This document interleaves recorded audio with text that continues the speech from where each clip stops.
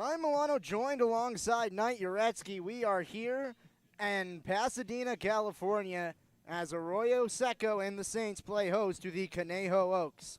The lineups for both teams, starting with the away side in the Conejo Oaks. TJ Foreman batting leadoff and also playing right field in the field. Zach Gregory in the 2 spot in left. Grant Smith at second base. He's in the 3-hole. Brendan Bobo, he's in the 4 spot. He's at first base. Brendan Durfee at designated hitter. He's batting number 5.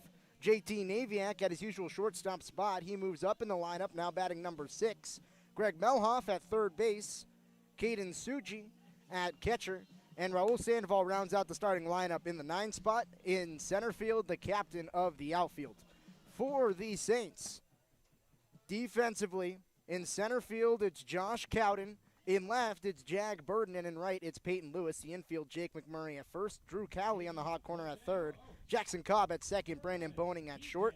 And the battery connection of Tanner Lindsley behind the dish. And on the mound, it's Merrick Sears. First up for the Oaks, it is TJ Foreman for the first pitch back from the All-Star break. This is a big game for both teams as the first pitch into Foreman. Catches the zone for a strike. The count is 0-1 early in the first pitch of the second half of the CCL season is a strike. TJ Foreman on the year, batting .274 through the first half and watches a pitch miss low. The count is 1-1. Foreman, 20 first half hits on the season and 73 at-bats, has 10 RBI and 4 extra base hits, and now goes down 1-2 after 3 pitches to him. And Knight, first half of the season, what have you seen from TJ Foreman? Well, I mean, it's obviously been the speed. TJ Foreman leading off here today. He's been the leadoff hitter a lot. The 1-2 just misses the knees, low and away. The count is 2-2. And he's really progressed throughout the year, just swinging a lot more better bats. He's been lining a lot more balls out instead of popping some balls out or grounding out, and it's really resulted in more hits. The 2-2 slapped the other way, down the line, and just foul.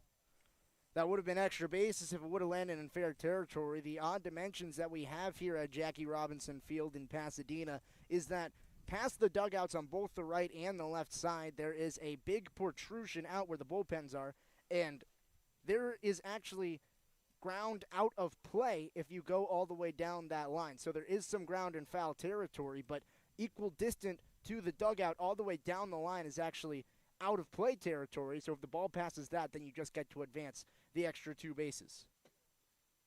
The 2-2 off-speed pitch gets away, and it is now full. Sears lost the grip on that one, and TJ Foreman, after going down 1-2 in the count, has now worked the count to full, and the payoff pitch is incoming. Foreman fouls it off, stays alive. The 7th pitch of the at-bat, about to see an 8th, and TJ Foreman, he was taken out of the leadoff spot towards the beginning of last week. Grant Smith took over for him. Smith was effective in that spot, but TJ Foreman, in the last game of the first half of the season, he worked back off to that leadoff spot. Now he's trying to secure that spot on the season as he fouls off another pitch here. And Foreman, he's doing a better job as of lately, seeing the ball better, working counts a little bit more. Already in this at-bat, this is going to be the 9th pitch of this first at-bat against Foreman. And so, you know, we saw him foul off a line drive ball. As the 3-2 again is fouled back, Foreman has seen 9 pitches, about to see his 10th. And so we've seen all the adjustments he's been making throughout the season. He's staying on top of the balls a little bit more, being able to line them off, and then also see the ball better. Right now, he's working the count all the way. The 3-2 again, fought off again, and TJ Foreman is having one of the best at-bats of the season to open up the second half of the year. He's really making Merrick Sears work. And right here, he's already had 10 pitches to him, and he's fouled off 5 of them. He's just really been able to work counts, and right now, it's an excellent display. The 3-2 again, off-speed grounded right back up the middle, under the glove of Boning at shortstop, and a leadoff single for TJ Foreman after an 11-pitch at-bat, and that is just a great piece of hitting. And, man, what a way to stay with this at-bat. You foul off 5 pitches, and then you send one right back up the middle as a grounder to center field for a single. And TJ Foreman, when you have him leading off the game on first base, this is an excellent position for the Oaks offensively. You know his speed on the base paths. Probably going to steal a bag or 2 right here. And that's going to bring up Zach Gregory. Gregory in the 2 spot, where we're used to seeing him so far on the season. Sears comes set. The left-handed pitcher checks the runner, goes to the dish, and misses outside. The count 1-0 to Zach Gregory, who on the season, his batting average is low, just 158 on the year, but his on-base percentage is incredible on the season. He has an OPS of 844 with that low batting average and a 491 OBP as he grounds one right back up the middle. Boning at shortstop, steps on the second base bag, throws to first, but not in time, so just gets Foreman a fielder's choice to retire the first batter. And right there, that was a soft dribbler right back to Boning. Boning did a great job of corralling it, then touching on the second base bag, just beating out TJ Foreman there. And thought he was probably going to get a double play, but Gregory able to use his speed, advance to first, and now you have a similar situation with a runner on first, only now you have one out. And that's going to bring up Grant Smith. At the break, he was the hottest bat for the Oaks. He continued that in the CCL Showcase game on the season. He's batting .339 in his batting average on the year. As he cuts through the first pitch, the count is 0-1. In that Showcase game, he got 2 at-bats, but he came up in a big spot in the 6th inning. With a runner on first base, he got a single that advanced the runner to the corners. And then in that inning, the South blew it open. They ended up winning the game 6-2, as Grant Smith's hit was a big reason for it. He came around for a run in that at-bat as well. So Smith, despite the break, looks like he's continuing the play that he showed with a .500 batting average in his 2 at-bats in the Showcase game against the best competition in the CCL. This time he bounces one right back up the middle. High chopper Boning. The glove to the first baseman. It's in time, and Smith moves the runner over into scoring position but is retired at first. And right there, Grant Smith gets down 0-2. He's just battling off. We've seen defensively he hasn't had his best hits on the season. When he's down in a count there, he's down 0-2. He just gets a soft dribbler, got a little bit too on top of the ball, grounds it right to Boning, and a back-to-back action plays for Brendan Boning. And Brendan Boning makes the play. Brendan Bobo to the plate. It rounds out the 3 consecutive Showcase members for the Oaks, as this pitch is over the head of Bobo. Gregory's headed to third. No throw from Lindsley, and now a runner just 90 feet away as the breaking ball got away from Merrick Sears. It actually looks like it hit Brendan Bobo, and he's headed to first. Gregory's back to second. And that's interesting because we're sitting right behind Brendan Bobo, and I didn't think that caught him. I thought it did clip him, but I didn't say anything. It looked like it got the top of his helmet. You know, these batters, they like to stay in the box anytime they get hit by a pitch, especially something like that where it doesn't hit them that much. They want to stand in there and try to get a hit. That time, Bobo finds himself at first after the first pitch to him. Well, it brings up Brendan Durfee with 2 runners on, 2 out. The left-handed hitter watches the first pitch go by in the zone. The count 0-1 quickly to Brendan Durfee, who on the season so far batting .286. He's been worked a little bit out of the designated hitter spot where we usually find him. We've seen a lot of Reagan Burford into that spot for the Oaks to round out the second half of the first half of the season. So the second quarter of the season, as Durfee now goes down 0-2, looking at another pitch in the zone. But now Brendan Durfee, to start off the second half of the year, he's worked his way back into the designated hitter spot, back into the 5 spot of this lineup, and his first at-bat comes in a big spot in the first inning with a runner in scoring position. But he goes down on 3 straight pitches, and the inning is over for the Oaks. So 2 runners left on just the 1 leadoff single from TJ Foreman. No run scored, no errors in the inning, and we will head to the bottom of the first. You're listening to the Conejo Oaks live stream on YouTube.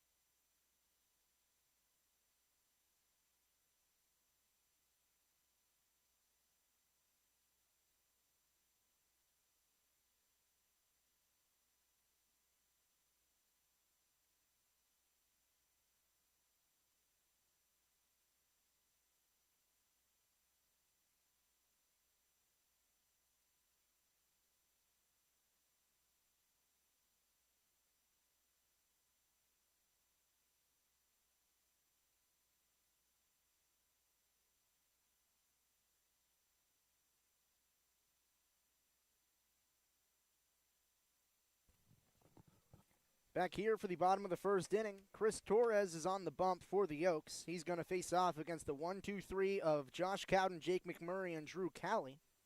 First pitch is looked at by Cowden. It's in there on the outside part of the plate for a strike. The count 0-1 to Chris Torres, who on the season has a 6.75 ERA, 2 wins and 1 loss. As the 0-1 is looked at, misses outside, so he got the favorable call on the first pitch, just not on the second. His innings pitched have continued to climb throughout the season outside of his last outing, which still was a decently long outing for Torres, as this one is skied into left field, tracking towards the line. Gregory moving towards the chalk, and it's going to land foul. So the count 1-2, a long run for Zach Gregory, a long run for Josh Cowden, but both are going to have to retreat to their normal spots. And on the season, Chris Torres, his first outing was 2 innings pitched, then 3 innings pitched, and the win against the Academy Barons. Then 4 2/3 innings pitched. This was the first start that he had on the season. 5 innings pitched against Ventura, and 4 innings pitched against the Blues. This is his second start against a CCL opponent. His last start was in his last game. He started against the Blues. He gave up 5 earned runs in 4 innings pitched in an 8-5 win. As Cowden skies one into right center field, Foreman, he looks like he's underneath it and makes the squeeze for the first out of the inning. And right there, Torres uses an off-speed pitch. It looked like a curveball right there to Cowden. Cowden had to sit back on it. Was a little bit too behind on it as you got under it, flew it out right to Foreman, and it's a great first out for Torres. Yeah, and that's a hard out to get. Cowden on the season was batting .340. It's a reason why he was appearing in the CCL Showcase game. Jake McMurray, another one for the Saints, steps into the box, watches the first pitch on the inside part of the plate, missed the zone. The count is 1-0. On the season for Jake McMurray, he is batting .333. The 1-0 below the knees for a ball. The count is 2-0. Defensively for the Oaks, Caden Suji is behind the dish. JT Naviak and Grant Smith make up the middle infield at shortstop and second base. The corners, Greg Melhoff and Brendan Bobo, third and first. As this one is grounded right back up the middle, Naviak doesn't have a play and into center field, where the captain of the outfield is Raul Sandoval, who picks up the ball. In left field, it's Zach Gregory, and in right field, it is TJ Foreman. But right now, the Blues, they have a runner on with 1 out. Or excuse me, the Saints. And right there, McMurray, he sees the first 2 pitches. They're both balls. And then similar to what we saw from TJ Foreman in the first inning, he grounds one right back up the middle to center field, and you get on with the runner on. Similar situation we saw in the top of the first inning. First pitch misses outside. The count is 1-0 to Drew Cowley. Cowley is batting .379 on the season. He's one of the best hitters for the Saints, excuse me. I keep thinking that we are in San Luis Obispo. There's been so many games against Slow over the last few days. But right now we are in Arroyo Seco against the Saints as we see Torres check the runner at first. It's okay. I was catching myself almost saying the Saints when I was calling the Blues games, so I'll give you a free pass. They're very pass. similar teams. As this pitch is fouled off, the count is 1-1. They both have similar colors. They do. I feel like they're both at the top of the CCL standings. Exactly. These are really competitive teams in the CCL South. You have very similar colors, like you mentioned, both the navy blue and the tannish. And I mean, I could definitely see the confusion. I mean, they're a blue team. They're wearing blue. They're wearing white with the blue lettering. The Oaks, they're wearing all baby blues with the gray pants as the runner is checked back at first again, but Jake McMurray dives back in safely. So a 1-1 count to Drew Cowley. Chris Torres, he's looking for his best outing of the season as the 1-1 is grounded to third off the glove of Melhoff. Naviak picks it up, throws to first. The pick not able to be made by Bobo. The runner is scampering over to third and second, so McMurray gets to third. Cowley gets to second off of the error on the throw by JT Naviak. But that was a tough play all around. It went off the glove of Melhoff, and Naviak tried to recover, throw on to first, and I might actually credit that as an infield single, but I do think there needs to be an error for the advancement. And it was just a tough pick right there for Bobo. Naviak, he threw it on his back foot after the ball bounced off of Melhoff. Naviak fielded it on his back foot, then quickly transitioned the ball from his glove to his hand while on that back foot, and then threw it across the diamond, tried to get it in time, just Bobo not able to get the pick.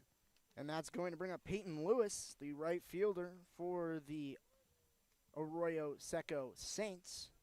Lewis, he's someone who is batting .283 on the season. His on-base percentage is .368 as he skies one into center field. Sandoval shields off the sun, comes in. Gregory also there. Gregory makes the play. The runner's tagging to home. The throw not in time. Suji tries to swipe tag, but Jake McMurray is in front of it, and the Saints lead 1-0. And that was almost a great play by Gregory. Gregory had to charge in very, very far as that ball was in shallow left field. He made the catch, then threw it on a rope to the plate just a little bit too behind McMurray. He was able to slide in there safely, but it was an impressive throw. It was right on the line, it felt like, just a little bit too far behind the scoring McMurray. And let's talk about the impact. Actually, let's wait on the impact. As right now, Peyton Lewis was just retired, and Bo Willis steps to the plate. Caden Suji gets down to block a pitch. The count is 1-0 as the breaking ball missed low and away. And so there's a runner at second base. That is Drew Cowley. The Saints, they lead 1-0. Infield shaded slightly to the pull side for a right-handed hitter. The 1-0 in the zone, lifted high into shallow left field. Gregory, he's underneath it, makes the play, and the inning is over. So 2 hits for the Saints result in a single run and a single runner left on off of the throwing error by JT Naviak at shortstop. And we will head to the top of the second inning where the Oaks now trail. You're listening to the Conejo Oaks live stream presented by KDTV.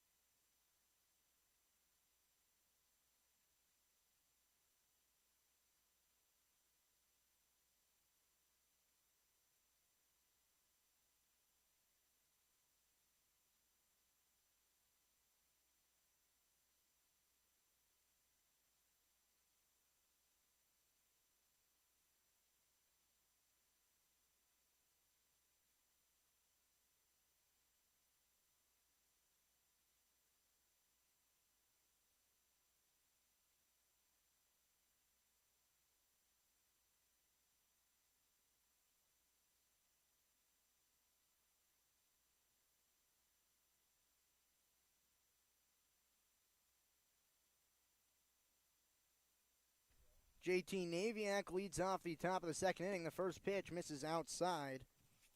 The count is 1-0 from Merrick Sears. Last inning for the Oaks, they were threatening. They had 2 runners on and a runner in scoring position, but were not able to scratch one across the plate as the count is now 1-1 after Naviak fouls one straight back into the screen. Greg Melhoff, he goes and retrieves it from the on-deck circle. The 1-1. Naviak watches an off-speed pitch miss low, so the count 2-1 to JT Naviak, who has struggled a little bit so far this season, batting .152 on the year as he fouls one off, and the count is even at 2-2. And so through the first half of the season from JT Naviak, there's been a lot of ebbs and flows, but Knight, what has stood out to you? I think his defense. His defense has always been solid. That's why you always see him in the roster. As the 2-2 misses inside, the count is full at 3-2. Excuse me, not roster, but lineup. But you'll see him there a lot, mainly because of his defense. He's one of the best shortstops, I think, in the CCL. Naviak bounces one to first base. The play is made by McMurray. He steps on the bag. So 6-pitch at bat for Naviak results in the first out of the inning, and that brings up Greg Melhoff. But continue your point. But going back to that point, yeah, Naviak, although he hasn't had the offensive success, the same thing you'll see out of Raul Sandoval. Both of them haven't been hitting the ball really great as of late, but you'll consistently see them in the lineup because of that defense. And, at that shortstop position, we see him make wedge plays all the time. First pitch to Melhoff, misses up and in, brushes him back. The count 1-0. Greg Melhoff, a new addition to the Oaks. He played just one game in the first half of the season as he skies the second pitch of the at-bat into left field. Burden moseys underneath it in left, makes the catch, and 2 outs quickly in the inning after 8 pitches for Merrick Steers. Melhoff, to finish that point, he came in just the last game of the season, or of the first half of the season, where the Oaks, they got the 3-2 win against the Coastal Cubs. He went 0 for 4 in that game. Now he's 0 for 5 on the year, still searching for his first hit. Caden Suji, starting catcher in today's game, watches the first pitch, catch the zone for a strike. The count 0-1 to Suji. And Caden Suji is another one of the rotating doors of catchers that we see here with the Oaks. The 0-1 swung on and cut through and missed. The count is 0-2. And Suji, in the first quarter of the season, didn't see a lot of action and didn't see a lot of success, but once he got rolling, he started to see the ball well and come up in big spots with big hits as the 0-2 grounded. Jackson Cobb at second base cannot field it. It goes under his glove, and a 2-out single for Caden Suji. And I think that goes to your point. Exactly. That second half of the season, Suji improved his batting average all the way up to 278, his on-base percentage to 409. So while the first half of the season for Suji wasn't fantastic, he continued in the second half up to this point to continue to work, continue to make the most of his opportunities, and now he's seen himself in the lineup much more than he did to start the season. Raul Sandoval, the 9-hole hitter, swings through the first pitch and fouls it back. The count is 0-1 to Raul Sandoval. And so we've seen as a theme throughout the first half of the year, 2-out hits being key for the Oaks and also being killers for them, as Sears, the left-handed pitcher, watches as Suji dives back into first on the pickoff attempt. Raul Sandoval, let's talk about his first half of the season, because his batting average, just 149, as he looks at a pitch low and away, catches the zones for a strike. The count is now 0-2. And for Sandoval, he's someone on the year that has been struggling at the plate, but he has been someone that has been stellar in the field. 23 strikeouts on the season to this point. It leads the team. And this time he fights one off the end of the bat into shallow right field. Lewis coming in, and it bounces in front of him. So Sandoval starts off the second half of the season well, but right here, Suji not able to go first to third. He was trying to put runners on the corners. The throw from Lewis was able to get him, and so the inning is retired for the Oaks. 2 consecutive hits, but it did not matter as Raul Sandoval was left on first base, and no runs once again came across for the Oaks on no errors. To the bottom of the second inning we go. You're listening to the Conejo Oaks live stream on the Conejo Oaks YouTube channel.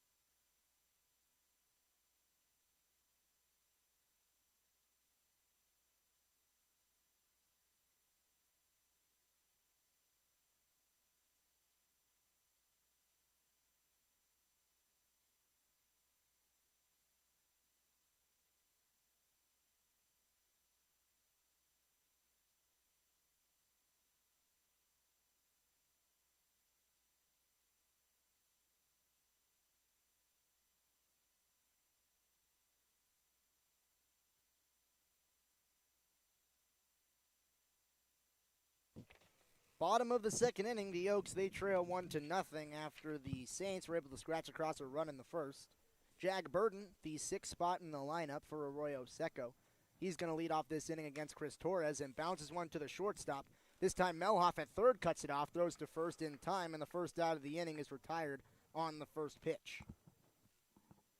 And Melhoff right there, he's been in the third base role for the second time. The first time we saw him was on that game on Sunday. That was against the Coastal Cubs. And in that game, Melhoff, he did a really good job. He had a great pick at the third base spot, and he's been really reliable in that role defensively. Yeah, and he was called on to play that corner infield spot because the Oaks, they needed some more bodies throughout the season. Some players come and go, some players injured and not injured, and right now, Greg Melhoff is filling in the hot corner nicely. First pitch from Torres pipes the middle of the zone to Brandon Boning.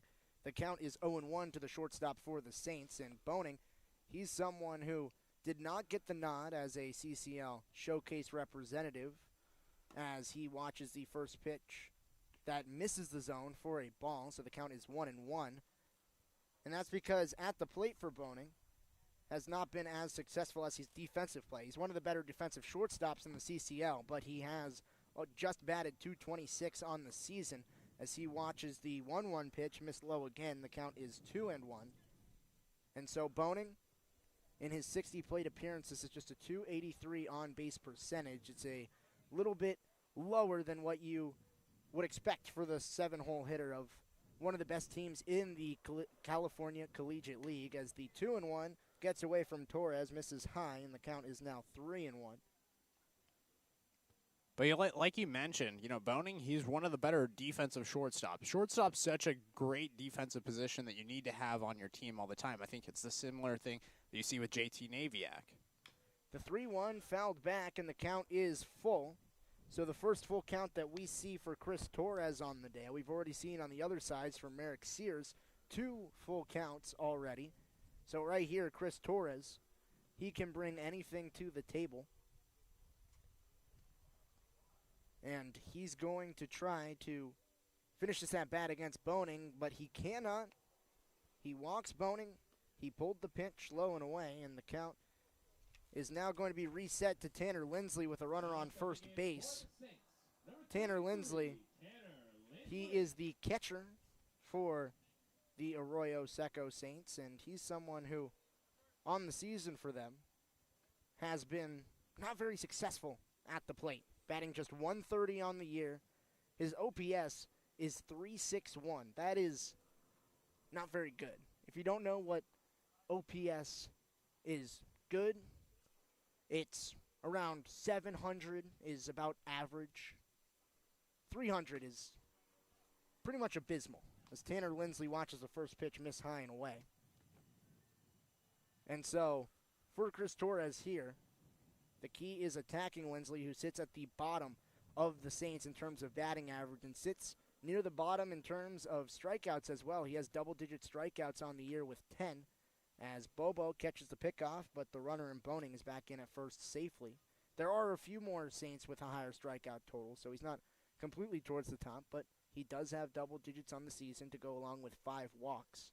Has not had an extra base hit on the year, only 5 total hits on the season, as the 1-0 misses outside 2-0. So he has been struggling. 38 at-bats, just 5 hits on the season for Tanner Lindsley. So for Torres here, after walking a batter on a full count, it's key to come back into the zone.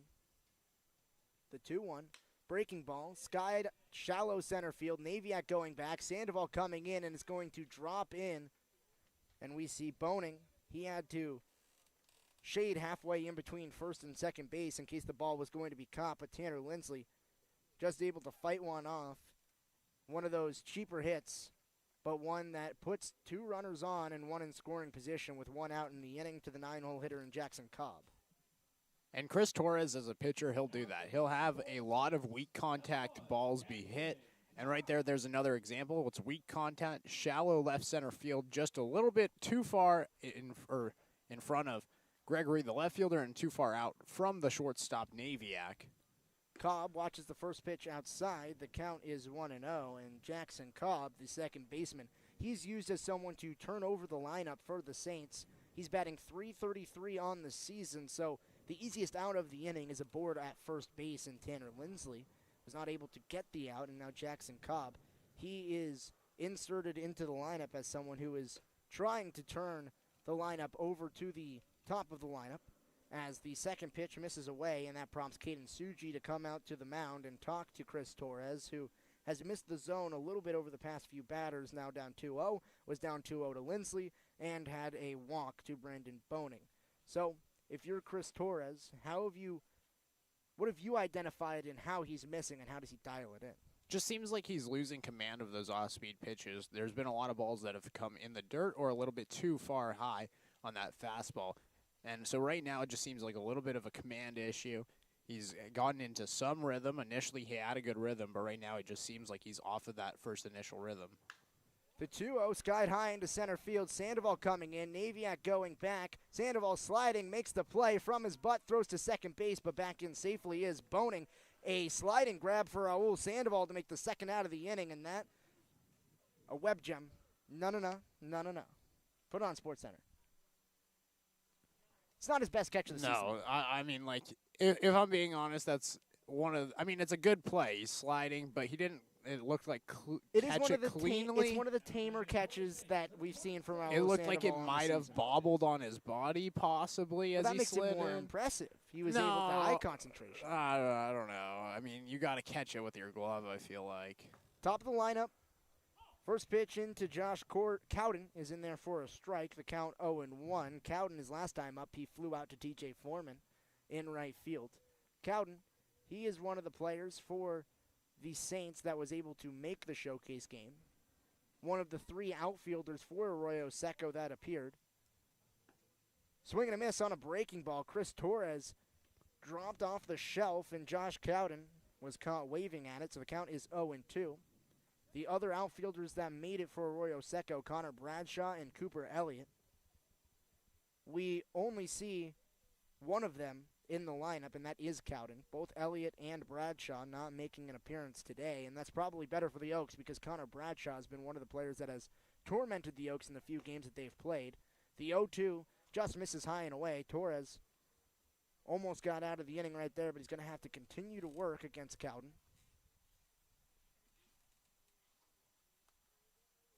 And so Josh Cowden is looking at the 1-2 as Naviak backs out at shortstop, holding on the runner. Swing and a miss. It gets away from Suji. The runners are advancing. And a dropped third strike on the strikeout is going to continue the inning as a breaking ball was not blocked. And now the bases are loaded with 2 outs. And that's just unfortunate right there for Torres. It was a similar situation we saw against the Coastal Cubs on Sunday. Their starting pitcher in the game, he only allowed 1 run, and that 1 run came in after a drop third strike, ended a batter's at bat, but he ended up going to first. A run came in on that third and final out that would have been for that drop third strike. Here, the drop third strike with 2 outs cost him, and now the bases are loaded. That's going to bring up the 2-hole hitter, Jake McMurray. Watches the first pitch elevated above the zone for a ball. The count is 1-0. Last time up, McMurray, he singled after going up 2-0 in the count. He came around for the only run so far of this ball game. So Torres to the dish. Lined out to Grant Smith. That was a rocket right into the webbing of Smith's glove, and the inning is over. So Chris Torres gets out of a jam with the bases juiced after he let up just 1 hit. No run score in the inning, and the dropped third strike by Suji, allowing that strikeout to come aboard. To the top of the third we go. You're listening to the Conejo Oaks live stream presented by KDTV.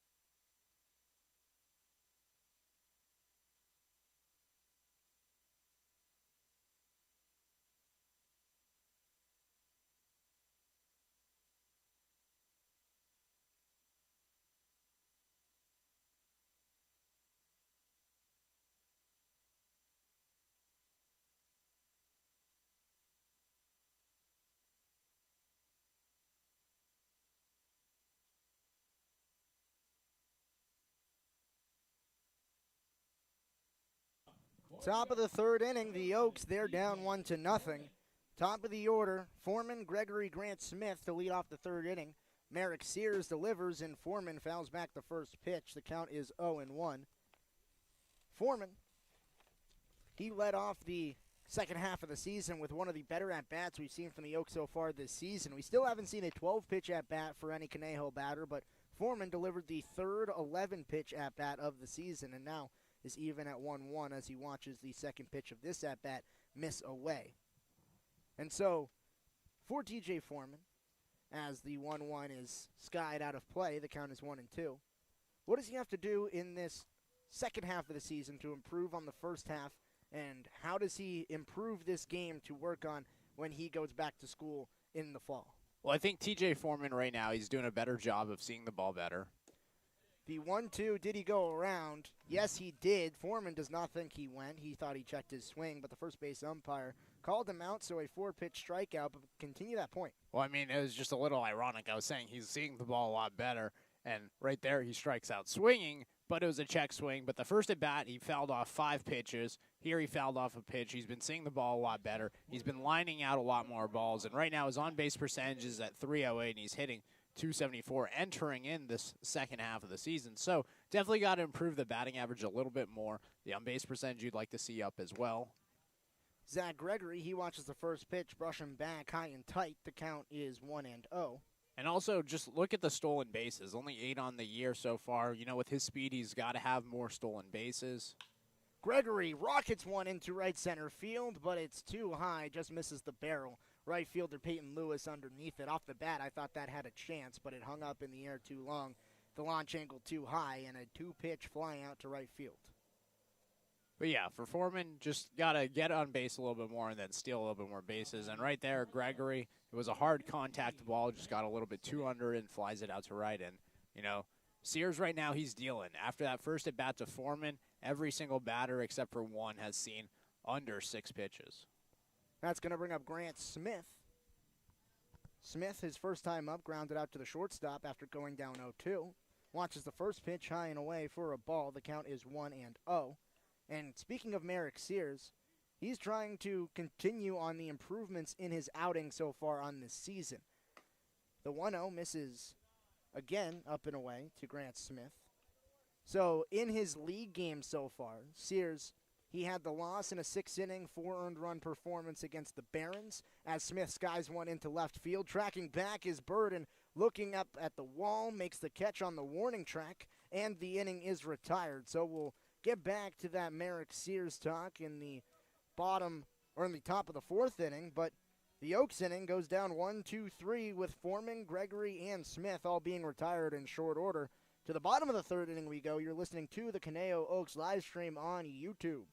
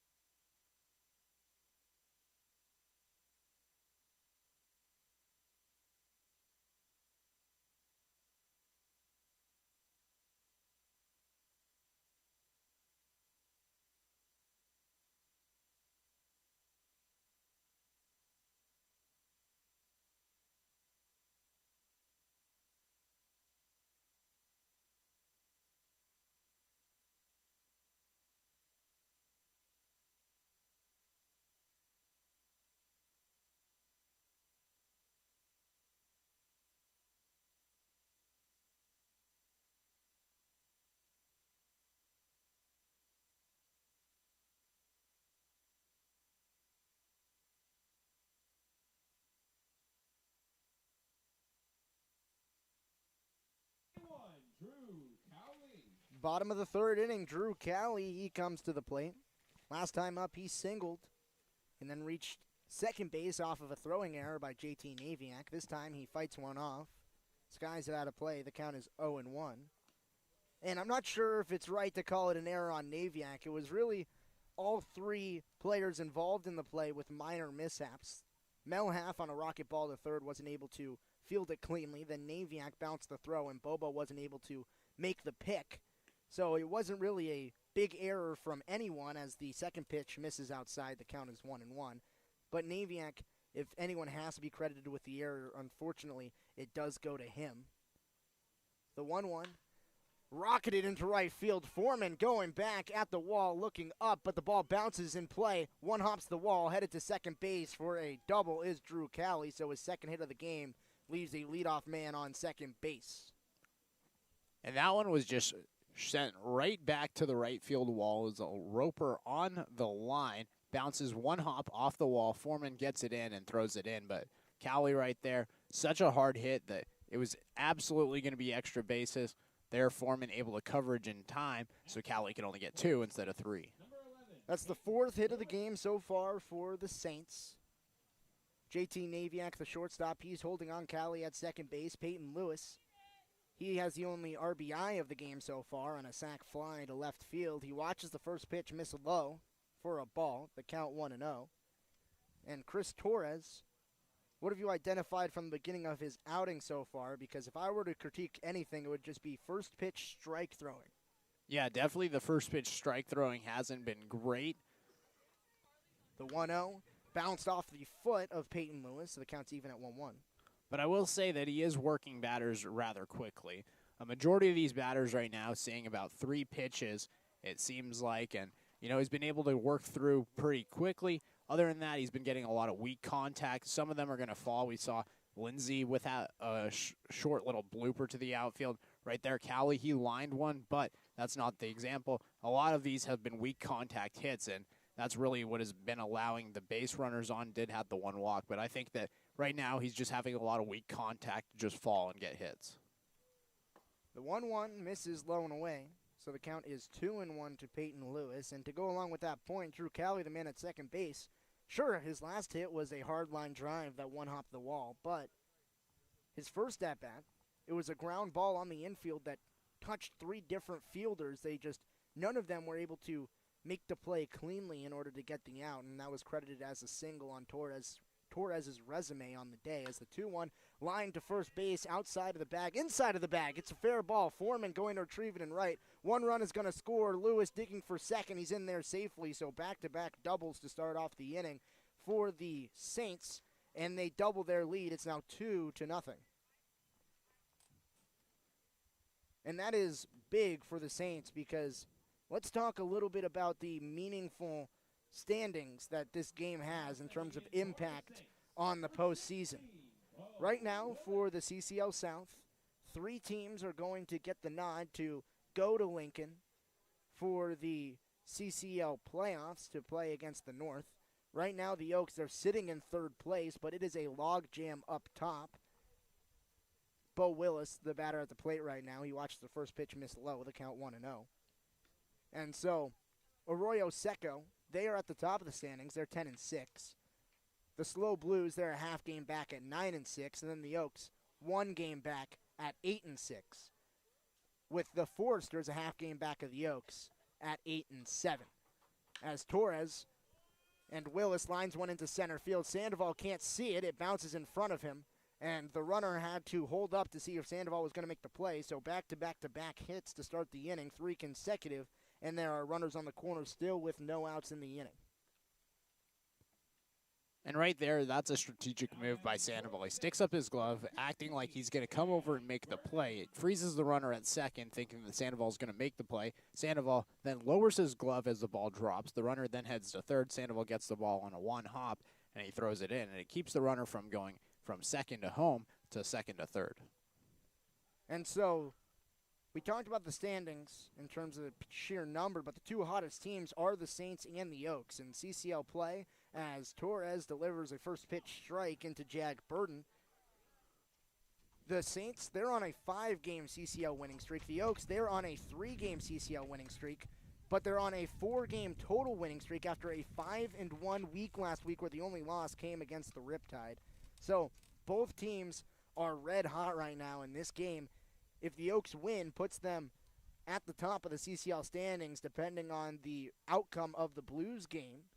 And I'm not actually sure if the Blues play today. We'll have to check that in the schedule. But the Oaks, they're competing right at the top of that standings with everyone. So this game has a lot of importance as the breaking ball from Torres misses low. The count, 1-1.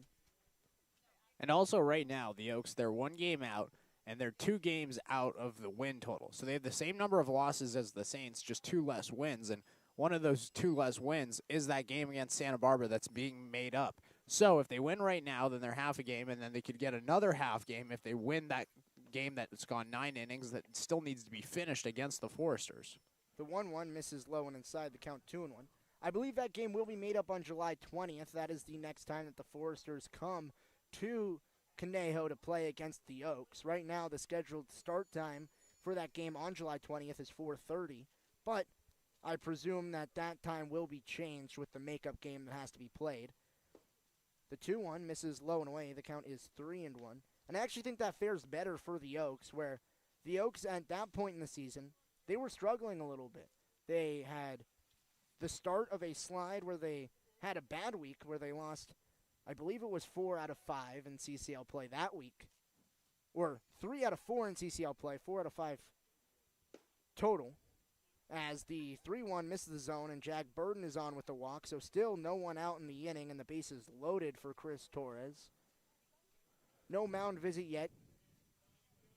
The bases are now loaded, and the Oaks cautious to not let this game get away from them. The infield is in, the corners are in, and the middle infield is double play depth. So looking at the CCL picture, the Blues right now, they're playing the Foresters, and right now the Blues are beating the Foresters 3-2 in the 3rd inning. And so if that score holds, then the Blues, as this ball gets away from Suji, the runner's going to head to the plate and everyone advances, and the Saints now lead 3-0. And so, like you mentioned, if that score holds, which there's still a lot of game left in that game, it would put the Blues in first place depending on the result of this game. And if the Saints win this game, then Arroyo Seco stays ahead in the standings. But if the Oaks can come back to win this game, then it would be the Blues who were in first place. 2 runners in scoring position. As this pitch is fouled back, the count is 1-1 to Brandon Boning. Still no outs in the inning. And a 3-0 lead as 2 runs have already come across here in the inning.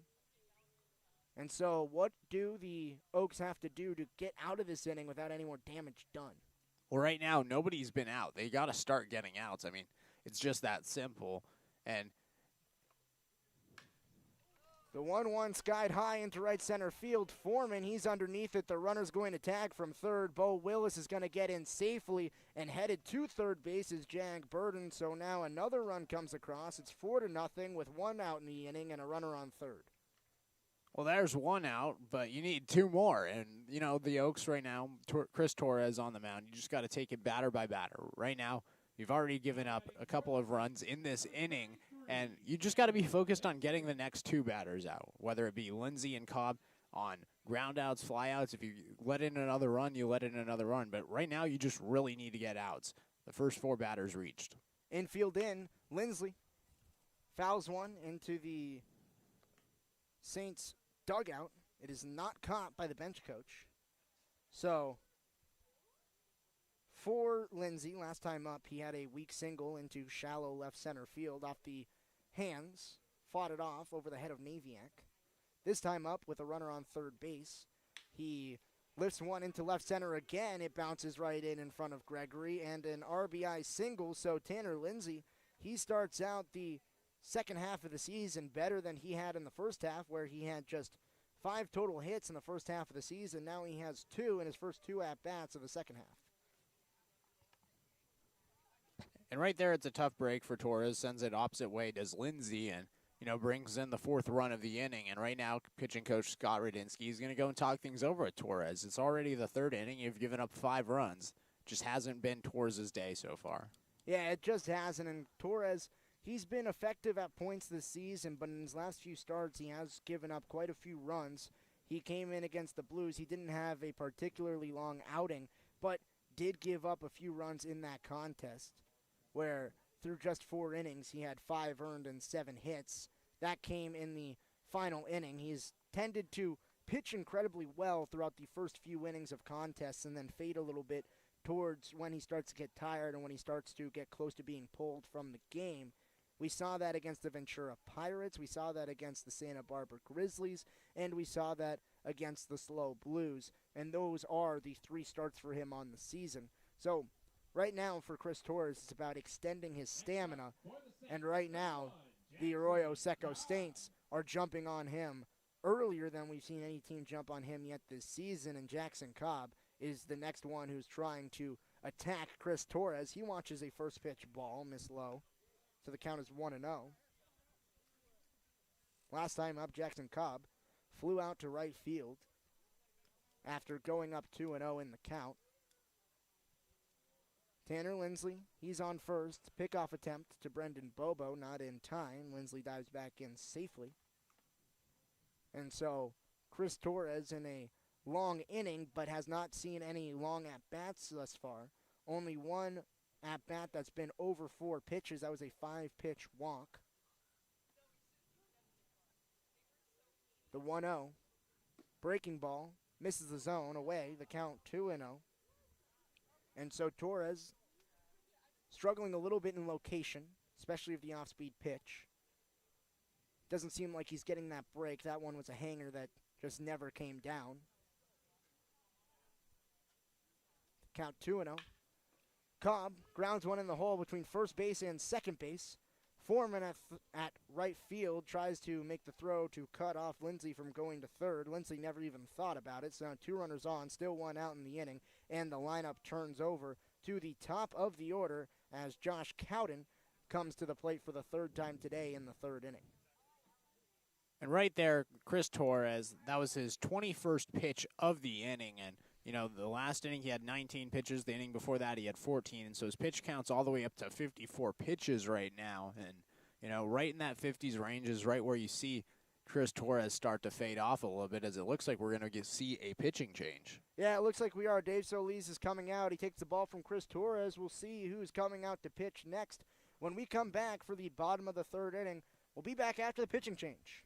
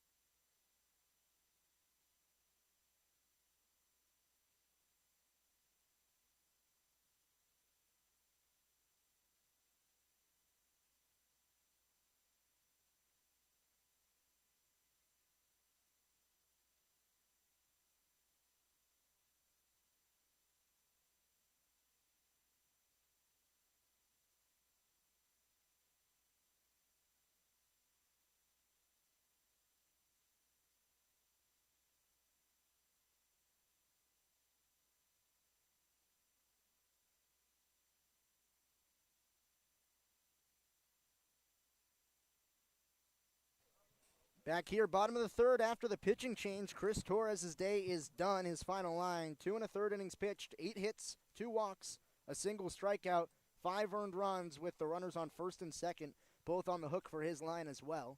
Eric Ma comes into the game. First pitch, catches his own for a strike to Josh Cowden.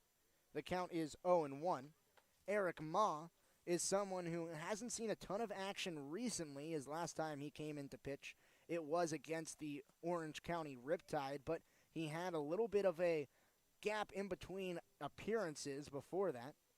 He's only had 3 outings on the season as the 0-1 misses, runs outside on him. The count is 1-1. His 3 outings on the season, he has a 14.53 ERA. He's pitched just 4 1/3 innings. That ERA is a little bit inflated. He's given up at least 2 earned runs in every outing. He had 1 inning pitched on June 19th against the Crawdads as Ma, he spins, checks the runner at second base, but back in without a throw is Tanner Lindsley. Against the Foresters, he pitched 2 1/3, gave up 3 earned runs, and then against the Riptide, he gave up 2 earned runs in 1 inning pitch, but I think that was his best outing of the season by far, as this pitch is fouled back into the screen right in front of us by Josh Cowden. The count 1-2. I'm impressed that our camera stayed up. Went right by the camera. Well, I'm not impressed. It's been tested. Well, yeah, we have tested It's been battle tested. You know, we're back on the old camera. No longer have the nice fancy camera that we had, and now we have a taped up webcam back to the thing. Went from a nice camera now to this again. The 1-2 to Cowden. Splitter in the dirt from Ma. That's what he calls his best pitch.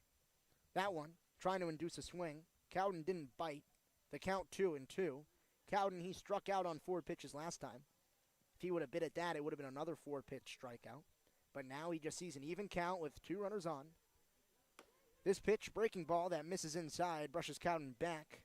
So the count 3-2 now. Eric Ma with the count juiced after going up early, and that's been the key for Ma all season, is being able to, after getting ahead in counts, getting the punch out. On the season thus far, he's had 4 strikeouts in his 4 1/3 inning of work. The 3-2 misses low and inside for Ma's 6th walk of the season. So he starts off his outing by loading the bases. Still 1 out in the inning for the Oaks. Next up for the Saints. That's going to bring up Jake McMurray. McMurray so far today, he's 1 for 2. Came around to score in the first inning, and then a sharp line out to Grant Smith with the bases loaded to end the second. He comes up in another bases loaded spot, trying to have a better result here. First pitch. Sliced foul down the right field line. Foreman gives it a look, but gives up on it as that was clearly going foul. The count 0-1. And so, Knight, what's the key for Eric Ma? I mean, Eric Ma right now, you have that filthy splitter. You got to throw it low in the zone right now. You have bases loaded. If you throw the splitter low in the zone, you're probably going to force a ground out. The 0-1. Changeup misses high. The count 1-1. And with that ground out, you have every bag available for a double play. And so you just really need to force a ground out right here. Try to go for 2 and get out of the jam unscathered. Right now, you loaded the bases, and now you put yourself in the jam, and you need to get out of it right now. Infield playing standard, and this one's lined into right field. It gets down. Foreman charging. The crow hop and the throw in cut off by Bobo, so everyone just takes a single bag. Jake McMurray gets a single, and now officially the Saints have batted around in the inning. That makes the score 6-0. And Ma right there just left another pitch just a little bit too far elevated over the plate, and McMurray sends it the opposite way. You have bases loaded again, and you know, it's the same situation right now with Ma. You just need to force a ground out. Try to get out of the jam. So that brings up Drew Calley for the second time in the third. Started off the inning with a leadoff double. Fouls the first pitch straight back into the screen. The count 0-1. Just 1 down here in the inning, so after 9 batters, only 1 has been retired. That was Brandon Boning. He ended up having 2 RBI in his at-bat, as 1 was on a pass ball, and 1 was on a fly out. That was a sacrifice fly that ended up scoring a run. Now down 0-2 is Cali, as he took a big hack at that pitch but missed underneath it. Third base, Third base is Jackson Cobb. Second base, Josh Cowden, and at first is Jake McMurray.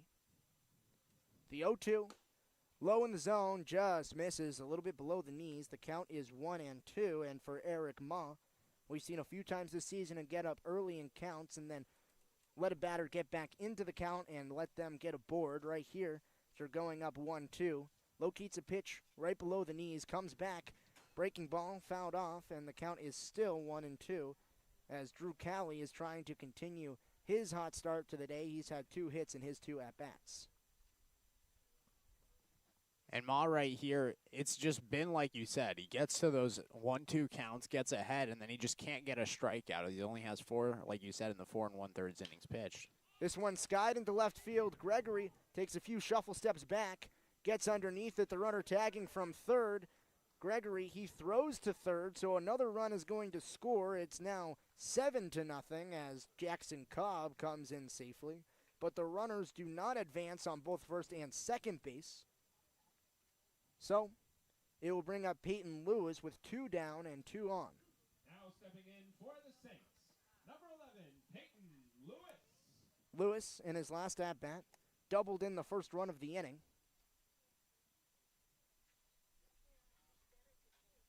Ma, he looks in, looking for the sign. Takes it, checks the runner. Naviak backs out to the dish. Misses away, the count 1-0. And so this game, very similar to what we saw for the Oaks against the Riptide in their only loss of last week, where they got down 6-0 early and then just could not bounce back, ended up losing that game 9-0. Lewis swings through and misses, the count 1-1. And so those 2 runs that came in the inning, both credited to Chris Torres, or the runs that came in after Eric Ma came in to pitch, credited to Torres. So that makes Torres' final line 7 earned. All of the runners on base now credited to Ma. Off-speed pitch fouled away by Lewis. The runners were going, and the count now 1-2 as Eric Ma gets ahead. And Eric Ma, he got a new haircut, and he told me that it's a little hot out here, and as long as the Oaks are hot and Eric's hot, then he's got to get the haircut. That's what both him and Tobias Plotkin told me. Yep. Is there's now a mustache wave going around the Oaks as the 1-2 misses high and tight, the count 2-2. So, what are some of the interesting new haircuts we've seen from the Oaks so far? Eric Ma, he got a fresh cut. There's been a few guys with mustache. Evan Gray got a fresh haircut. But nothing beats Tobias Plotkin. Tobias Plotkin's coming with a handlebar mustache. Yes, Tobias got the handlebar mustache, and man, that's hot. 2 balls, 2 strikes, 2 outs in the inning, 2 runners on, and a strikeout. The first one for Eric Ma ends the inning.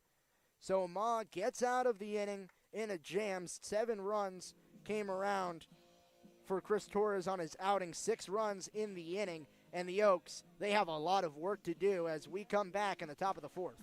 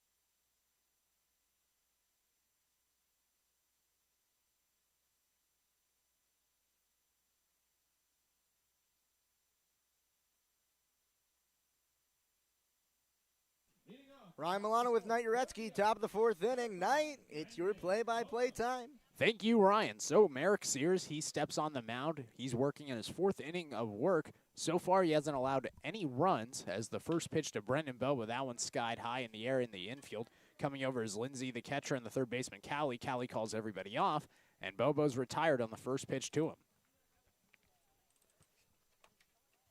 So a different start to the fourth inning than we saw as the start to the inning for the Saints in the last inning, where the Saints, they just came out swinging, and right now Brendan Bobo trying to attack early, not able to convert as he flew out.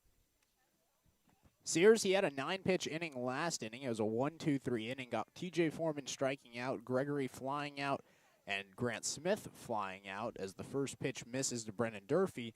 It's 1-0, but Sears today, a 20-pitch inning in the first, 14 pitches in the second, and 9 pitches in the third as the second pitch to Durfee is called for a strike. The count even 1-1 to Brendan Durfee.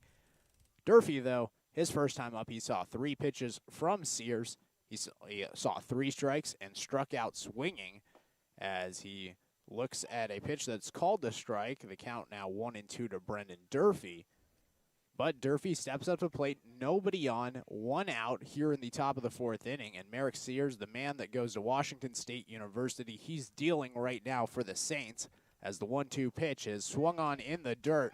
Durfee goes down swinging for the second time today, and that's the third strikeout of the day for Merrick Sears. Yeah, and right there, Brendan Durfee's got behind in the count twice, and both times he's gotten behind, we've seen Sears just give him a breaking ball that was in the dirt, and Durfee both times just tries to make contact, protects the plate on a pitch that fools him, and he waves at another one to go down swinging for the second time. First pitch to JT Naviak, grounded to the first base side. McMurray gets it, taps on first, and another 1-2-3 inning for Merrick Sears. Just 6 pitches. We'll head to the bottom of the fourth inning. The Oaks, they're trailing 7-0. You're listening on the Conejo Oaks live stream presented by YouTube.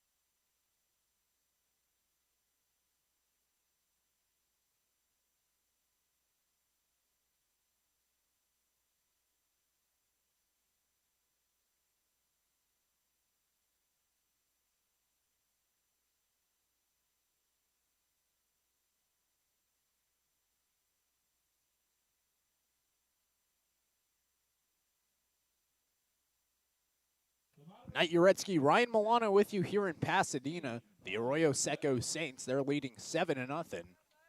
Last inning, Eric Ma, he came into the game for the starter Chris Torres after Torres gave up 7 runs.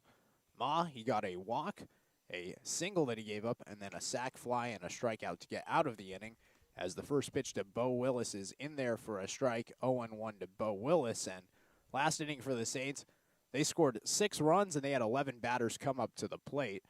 As the 0-1 is foul tipped by Willis, and Willis goes down 0-2. But everybody for the Saints, they batted through, and Drew Cowley and Peyton Lewis, they batted 2 times. Both of them led off with doubles, and then both of them got out in their second at-bat of the inning. Right now, Bo Willis, he comes up for the 3rd time today, his first time since last inning, as the 0-2 pitch to him. In there for a strike. 3 straight strikes to Bo Willis, the 3rd one looking, and he goes down. Eric Ma, his 2nd strikeout of the game. And right now, this is the hottest start that we've seen from Eric Ma through any outing this season. Even when the 2 base runners that he let get aboard to lead off the 3rd, I thought that both of those were solid at-bats, where he worked the count full, he got ahead in the count to Josh Cowden, then let him get aboard after he threw 3 straight balls. Obviously, you don't want to see those 3 straight balls. First pitch to Jack Burton, misses in the dirt, 1-0. But he did get ahead in that count. And then McMurray, he just sat on one that was a well-located pitch on the outside part of the plate and drove it in between first and second base. As a pitcher, that's just a good piece of hitting. There's not really much you can do about it. Second pitch to Jack Burton, low in the dirt again, 2-0. And since then, he's gotten 3 straight outs. He got a fly out into left and now is peppering the strike zone. Strikeout to Peyton Lewis to end the third, and then a 3-pitch strikeout to start the fourth. The 2-0 in there for a strike, 2-1 to Jack Burton. Burton up today for the third time. He's 0 for 1, had a ground out in the second inning, and then he walked last inning in the third. Right now has a 2-1 count. The pitch is inside.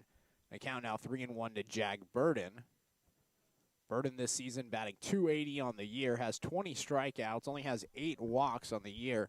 Has a chance here for walk number 9 as the 3-1 pitch is in from Ma. That one misses away, and it's the 9th walk of the year for Jack Burton. And Jack Burton has just been doing a great job all season of getting on base. He's done a great job today of getting on base. He didn't get on in his first at-bat, but he's worked 5-pitch walks in his last 2. So now coming up to the plate, Brandon Boning. He steps in with the runner on first, 1 out after Bo Willis led off the inning with a 3-pitch strikeout. And Brandon Boning, the young man from Simi Valley, California, that went to Chatsworth High School, he steps up to the plate. The starting shortstop for the Saints for the third time here today. The first pitch from Eric Ma. That one misses inside. The count now 1-0 to Brandon Boning. And Boning today, he had a walk in the second inning, which he was left stranded on third.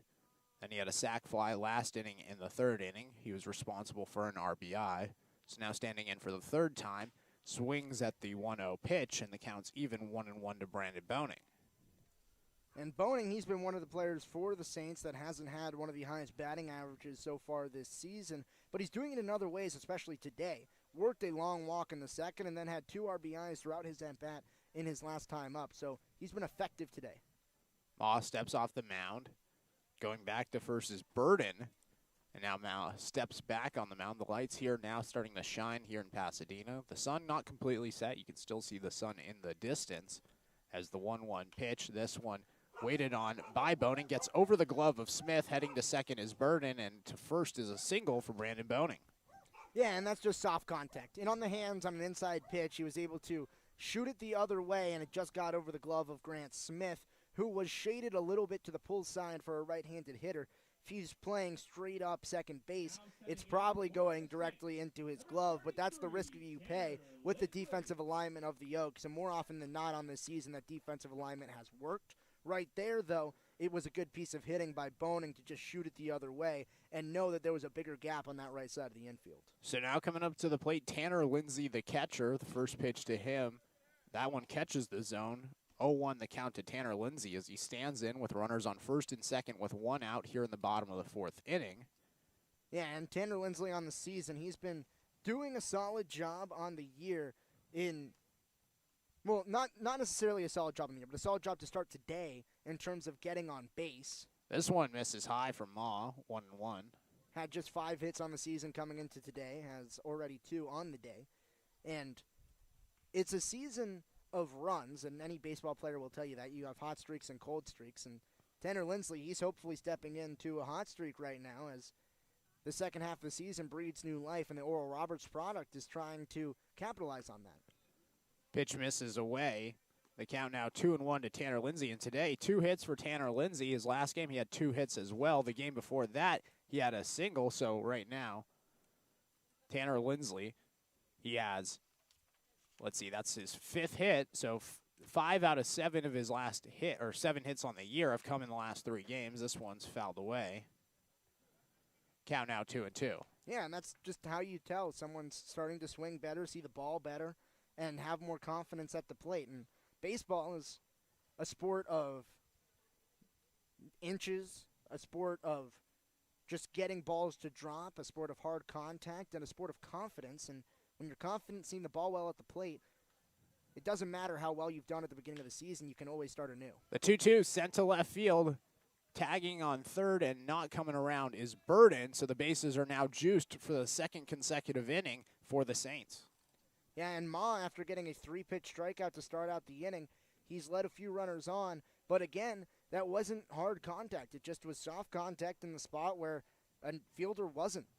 We saw that single by Boning just get through the infield, and that one was a sharper ground ball that got through, but it went just between the third baseman and shortstop. And ground balls and soft liners through the hole, if you're Eric Ma, you'll take.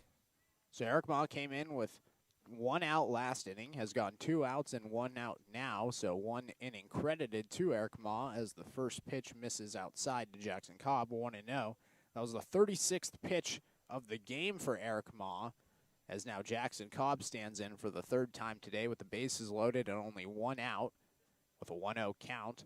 The pitch, that one misses outside, 2-0 to Jackson Cobb. And I want to get back on the mustache conversation that we had to end the bottom of the third inning because, you know, there's a lot of different facial hair and head hair that we've seen from the Oaks so far coming out of the break. I think there's been more difference in terms of the facial structure of the facial hair than what we've seen, and I think it was all pioneered by a relief pitching block of Brent Jocks, Tobias Plotkin, and Nick Rinkover. The 3-0 misses away. Jackson Cobb walks in a run. Coming in to score is Jag Burden. Brendan Boning over to third. Tanner Lindsley, he's over to second. Cobb over to first. And the base is still loaded. A 4-pitch walk and a run in for the Saints. It's now 8-0. And it's not just any type of mustache. No. We see Tobias Plotkin with a full-on, some could describe it as a Fu Manchu. Some could describe it as a handlebar. But definitely it's a mustache with, you know, the beard connector with no beard. So he's coming out with that. Nick Rinkover, he is trying to do the same thing. Doesn't quite have the type of structure that we see from Tobias Plotkin. I think that's because we see Plotkin at the beginning of the season. He's had that thick beard, and he just shaved that off, so he had a lot more hair to work with. Rinkover, he's trying to grow that all in one sitting, where we've seen him with a little bit of a beard, but not necessarily a huge thickness in terms of his facial hair. So his Fu Manchu handlebar mustache is there. It's evident, but it's not coming in quite the same volume that we see from Tobias Plotkin. And then Brent Jocks, the tertiary member of that relief pitcher crusade, he comes in, not the handlebar mustache, just a very thick mustache over his top lip. So the three relief pitchers really leading off the mustache game for the Conejo Oaks. And as long as the Oaks are hot, they're going to continue to keep the mustaches. And I'm not sure how this performance is going to affect their facial hair moving forward. So after 5 straight balls from Eric Ma, he threw a strike, and now we have another ball, and now a strike in there, so the count's even 2-2 to Josh Cowden after Ryan's mustache rant is over. It's not a mustache rant, it's a mustache informing. I think that the people need to know. What do you think of the mustache situation? I think it's fine. I mean, I just don't know what we're talking about it right now. Is a swing and a miss from Josh Cowden. Sends him down. Third strikeout of the day for Eric Ma. That's what I'm talking about. I don't know why we're having to talk about mustaches when there's not a mustached pitcher on the mound. Well, he got a cut. Well, he got a cut, but it's not a mustache. You're talking about the mustaches. Well, I'm just talking about the new hair that we're yeah, seeing. But you were talking about the mustaches. You kept on saying, well, what do you think about the mustache? Where is the mustache relevant in this situation? Well, Eric Ma doesn't have a mustache. Well, that's why I was saying it's irrelevant why you're bringing it up. Well, what do you think of a clean-shaven Eric Ma? Oh, I think it looks fine, but you didn't ask me that. You were talking about mustaches, and I felt it was quite irrelevant. I just was talking about the new hair. It's 0-1 now to Jake McMurray.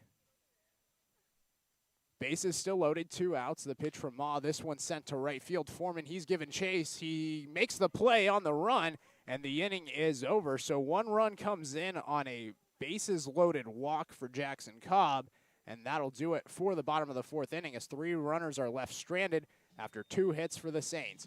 We head to the top of the 5th inning. The Oaks, they're trailing 8-0. You are listening on the Conejo Oaks live stream presented by YouTube.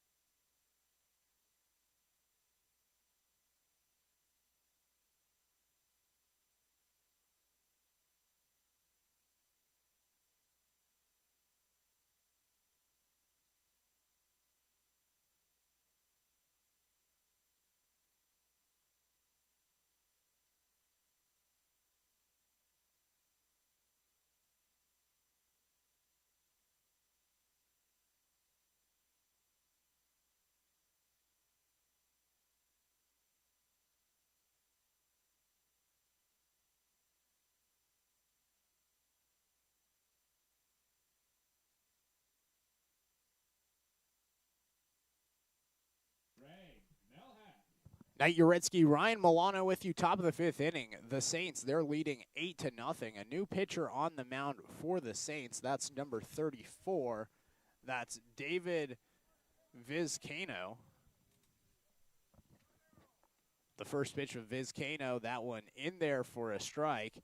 And that's Greg Melhoff at the plate, 0-1 to Melhoff. And Melhoff, he saw two pitches the first time he was up. That was in the second inning. He flew out to the left fielder as the 1-0 pitch to him. This one sent to left field again. Coming on is Burden. He dives and makes a play, and Melhoff's retired. He's still searching for that first hit with the Oaks. Yeah, and that one should have been it. That was on a line to left field, and Burden with a tumbling play. It wasn't quite diving, wasn't quite sliding. Looked more like a gymnast than a left fielder, but he made the play and made the out. And Melhoff, I'm sure not happy about that. He wants his first hit. Melhoff now 0 for 6 in his Conejo Oaks career, as now Caden Suji, he steps up to the plate for the second time. First pitch to him misses away. 1-0 to Caden Suji. And Suji in the second inning, he was thrown out from right field. He tried to advance to third after getting a single. That was in the second. He was the final out of the inning as the pitch misses away, 2-0. Since that point, the Conejo Oaks, they've had 7 batters up. 7 of them have been out. And right now the Saints are cruising with an 8-0 lead here in the 5th inning. 2-0 count to Caden Suji. The pitch, he sends the opposite way. That one's foul. Count now 2-1 with 1 out to Caden Suji.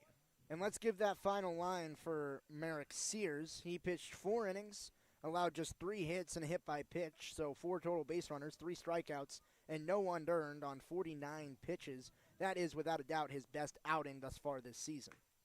The 2-1, that one's a off-speed pitch that misses high. 3-1 from Suji. And Sears, he had an impressive showing. He cut the number of pitches thrown in each inning significantly each time. 20 pitches in the first, 14 pitches in the second, 9 pitches in the third, and only 6 pitches in the 4th inning.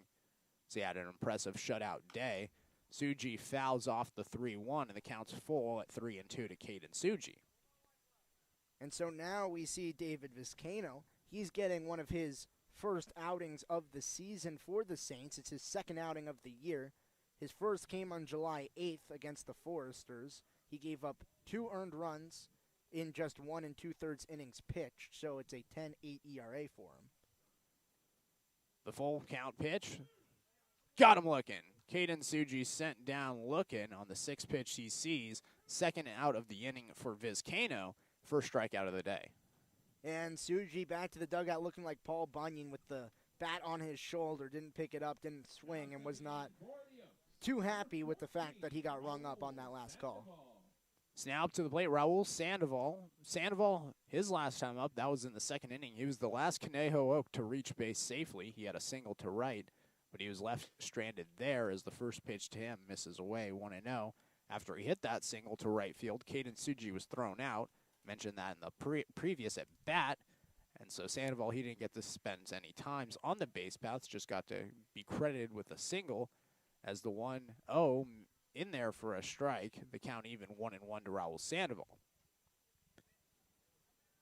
And Sandoval, that was a step in the right direction for him. He hasn't been swinging the bat too great all season, but he had 2 hits against the Coastal Cubs on Sunday and already 1 hit here today. Swings and misses at the 1-1, though, and he gets behind 1-2. Yeah, and that's just been the problem for Raul Sandoval on the season, is getting behind in counts. But last time up, he did get behind 0-2 and was able to shoot that single. But he does have the most amount of strikeouts for the Oaks on the season. The 1-2 pitch. That one's a breaking ball that misses inside. The count even 2-2 to Raul Sandoval. And really the most damning evidence for Raul Sandoval on the season is the fact that he's had 23 strikeouts and just 3 walks on the season. The 2-2. Got him looking. Raul Sandoval struck out for the 24th time this season. The 3rd consecutive 1-2-3 innings for the Oaks batting-wise. And we head to the bottom of the 5th inning with the Oaks trailing 8-0. You're watching the Conejo Oaks on YouTube.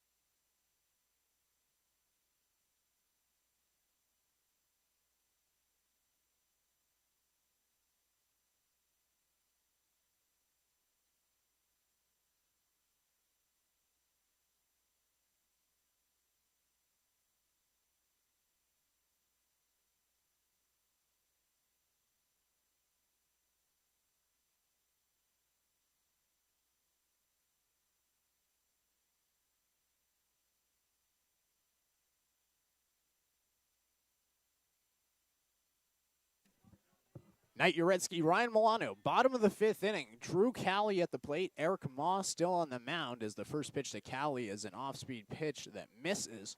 1-0 to Drew Cali. And Cali, along with the on-deck hitter Peyton Lewis, they were the only two batters that didn't hit in the 4th inning after they batted twice in the 3rd. This time he fouls off the 1-0 pitch. Count now even 1-1. So Cali, it's the 5th inning. He's up for the 4th time today. Today he has a single, a double, a sac fly, and he stands in looking for hit number 3. This one he gets a ball that's lined off the glove of Naviak. He can't field it, and I'm going to count that an infield single. Yeah, and that's just a close play. It's a short hop for Naviak, and it's just too quick of a reaction for Naviak to take a step in and try to make the play. If he dives for that, it's a little bit risky trying to get into center field, try to one-hop the pick. We've seen Naviak make that play a few times this season. But a hard-hit ball right back up the middle off the glove side of Naviak. I would credit it as an infield single as well, but it definitely could go either way. I think because we're at Arroyo Seco, it's credited as a hit. First pitch to Peyton Lewis. That one misses high, 1-0, and I'm going to credit an infield single as well. So, runner on first and Drew Cali. Nobody out. Eric Ma on the mound. The Oaks, they're trailing 8-0. The last time these two teams played, the Oaks, they lost 12-3. They're trailing by 8 runs right now as the second pitch to Peyton Lewis. That one misses away. 2-0 to Peyton Lewis. And Lewis today, he has a sac fly. That was in the 1st inning. That brought in Jake McMurray for the first run of the game.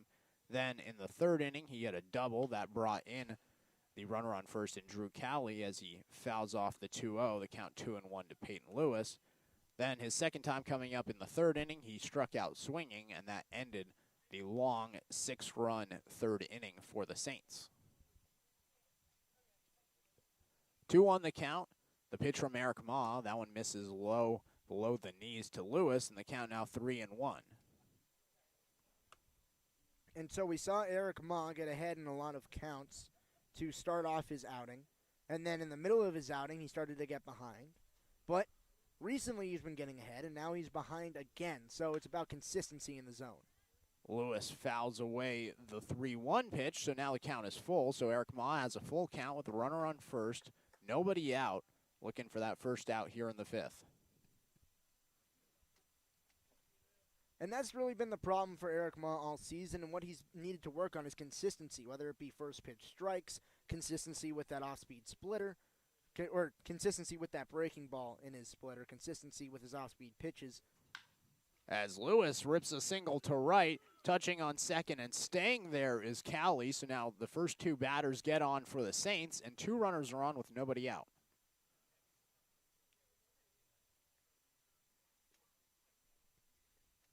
And Knight, I'm curious, what do you think the biggest storyline is going to be in the second half of the season for the Oaks?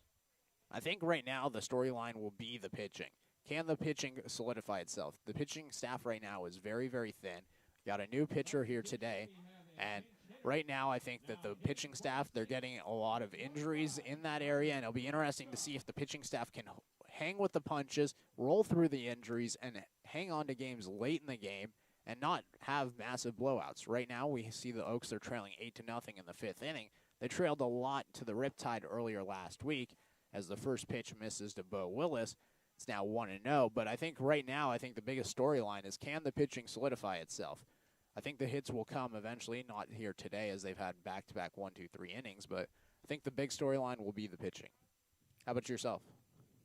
As the 1-0, that one's ripped to Naviak. He touches on second, throws over to first. A double play is made. Cali over to third, and now 2 are gone with a runner on third.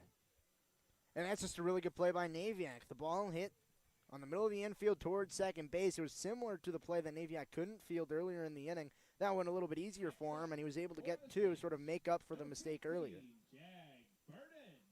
And to answer your question, I think you're right on with the pitching, and I'll go a little bit more specific. And I'll say it's the 3, 4, 5 spot in the rotation for the starting pitching for the Oaks. First pitch to Jack Burden. That one's in there for a strike. 0-1 to Jack Burden. And what I mean by that is when you see Cody Adcock on the hill, and Cody Adcock, he was the pitcher of the game in the CCL Showcase game, you know that you're going to get a good outing from him. The 0-1 to Burden. That one misses. And when you see Donovan Waitman on the mound, the way that he's been pitching the last few times he's come as the starter, you're going to expect a good outing out of him now, the way that he's been consistent. But it's the rest of the starters in the rotation. What type of innings are you going to get? The 1-1, that one catches the knees, and Jack Burton, he gets behind 1 and 2, and I definitely agree. The 1-2 punch of Adcock and Waitman, it's been impressive. Yeah, and when you look at the back end of the rotation, we have a few pitchers back there who have had a few starts. Torres today, he's been up and down in his starts. The 1-2, that one's fouled away. And especially in most of his starts, his last two prior to today, he started out the starts very well, but just wasn't able to close them out. And I think that is indicative of a good pitcher that just is being left in a little bit too long, trying to do a little bit too much, where he's fading down the stretch. The 1-2, that one's grounded to Brendan Bobo at first base. He taps on the bag after making a nice play, and the inning is over with no runs coming in on 2 hits and 1 runner left on. We head to the top of the 6th inning. The Oaks, they trail 8-0.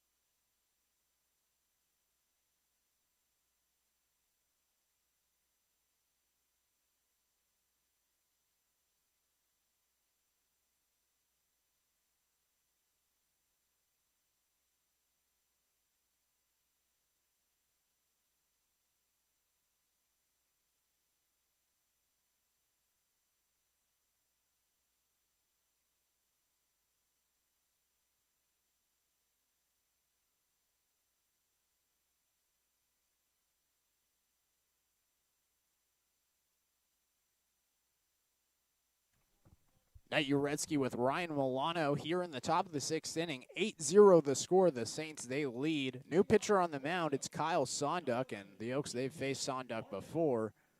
Now Sonduck comes in to replace David Vizcaino, and Vizcaino, he had a 1-2-3 inning with 2 strikeouts.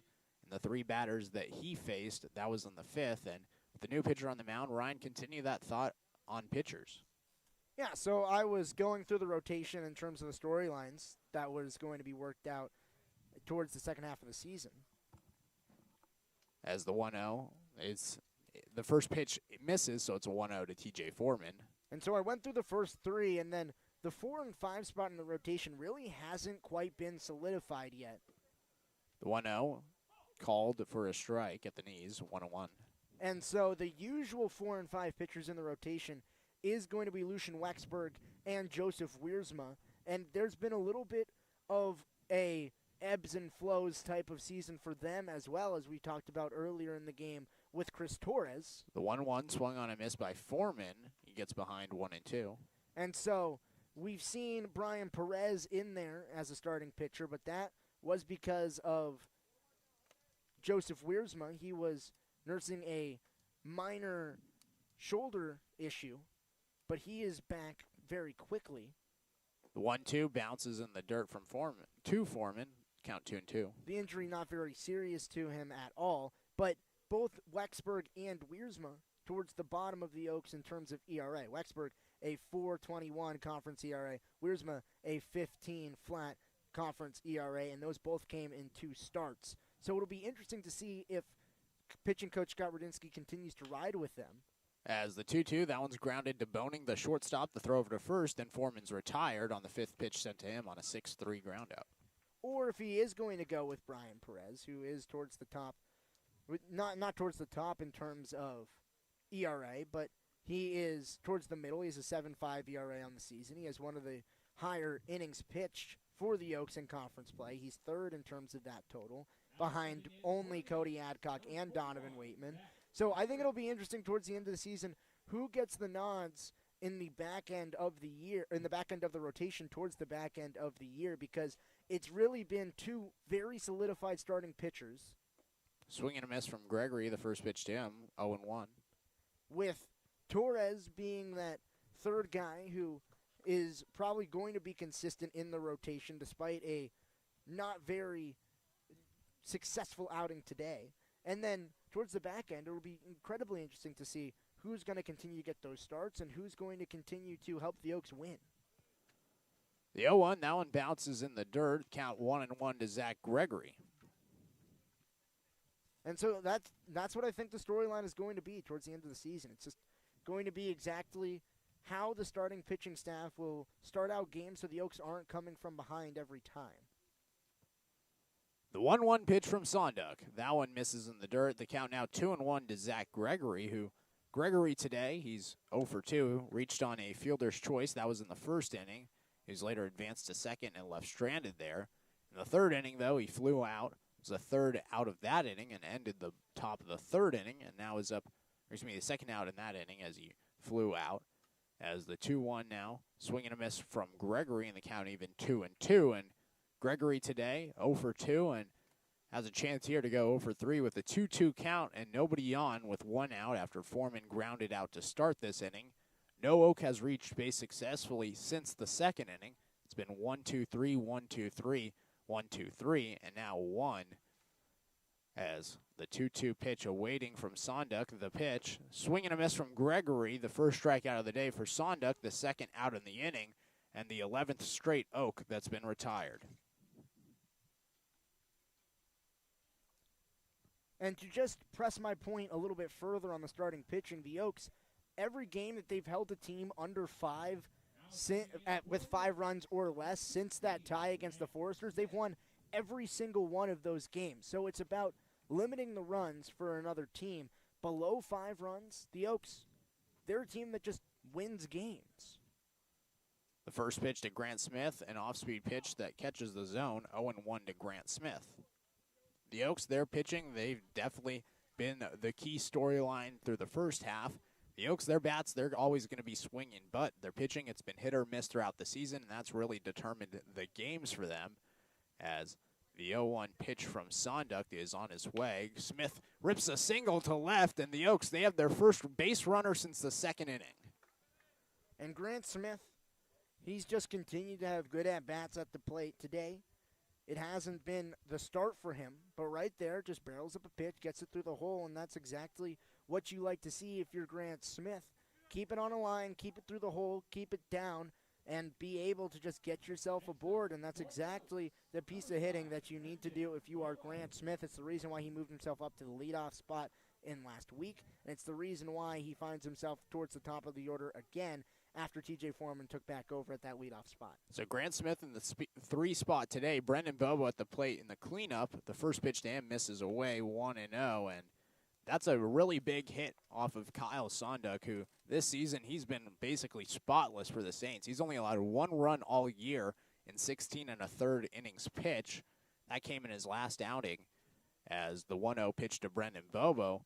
That one's in there for a strike. The count even 1-1, but Sonduk this year has 27 strikeouts, has only given up 1 run all year. It was, like I mentioned, his last time out. That was a 2-inning performance against the Foresters. Gave up 1 run on 2 hits and picked up the save.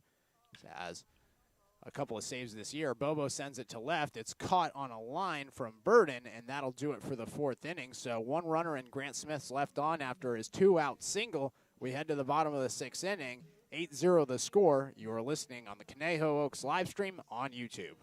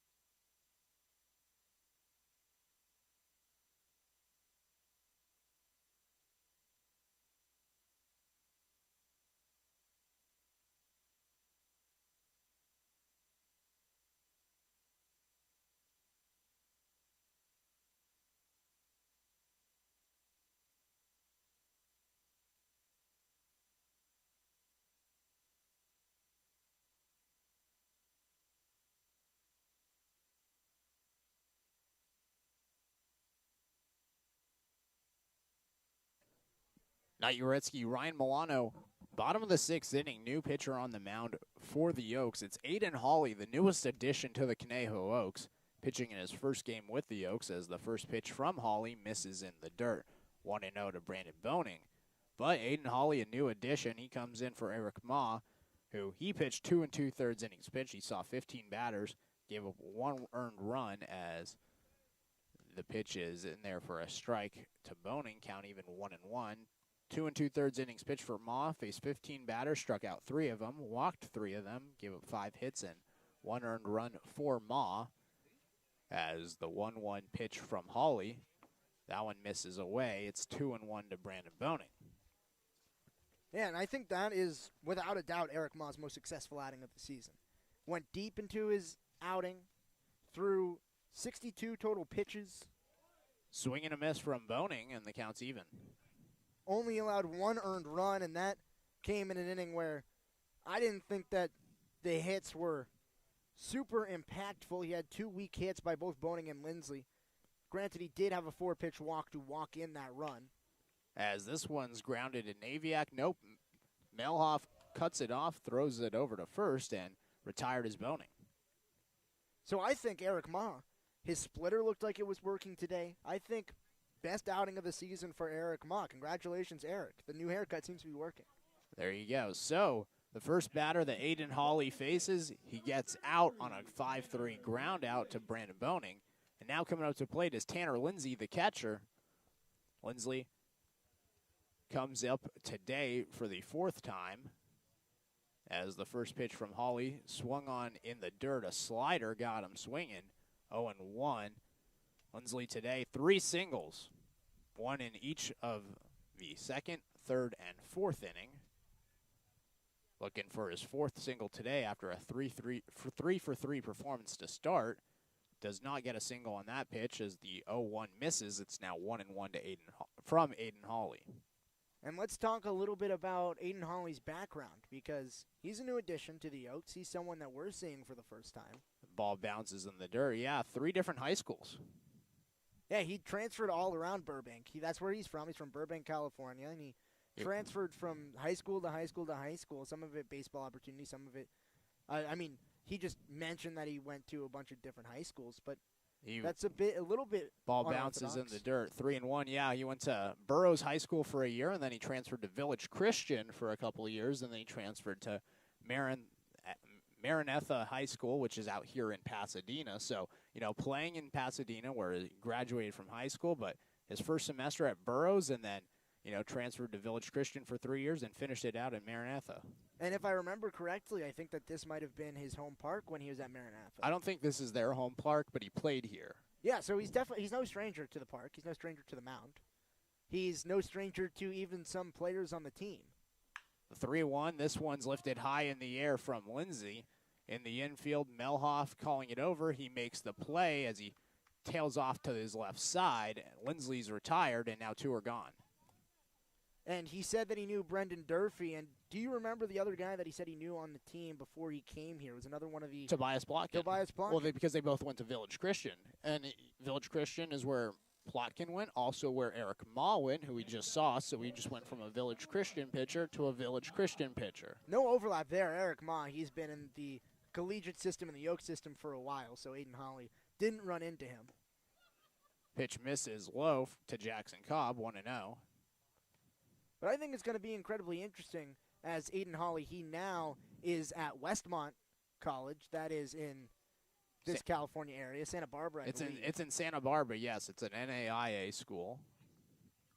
So he's still a Southern California local pitcher, and we've seen a lot of success from the non-D1 pitchers so far, the non-D1 players for the Oaks. Division III pitcher Clay Rickerman, he just made the showcase game as an injury replacement. The 1-1's caught on a line by Melhoff, and that'll do it for the inning. So 3 straight plays go to Melhoff, a ground out, a fly out, and a line out. And it's a 1-2-3 inning for Hawley in the 6th. We head to the 7th inning. The Oaks, they trail 8-0.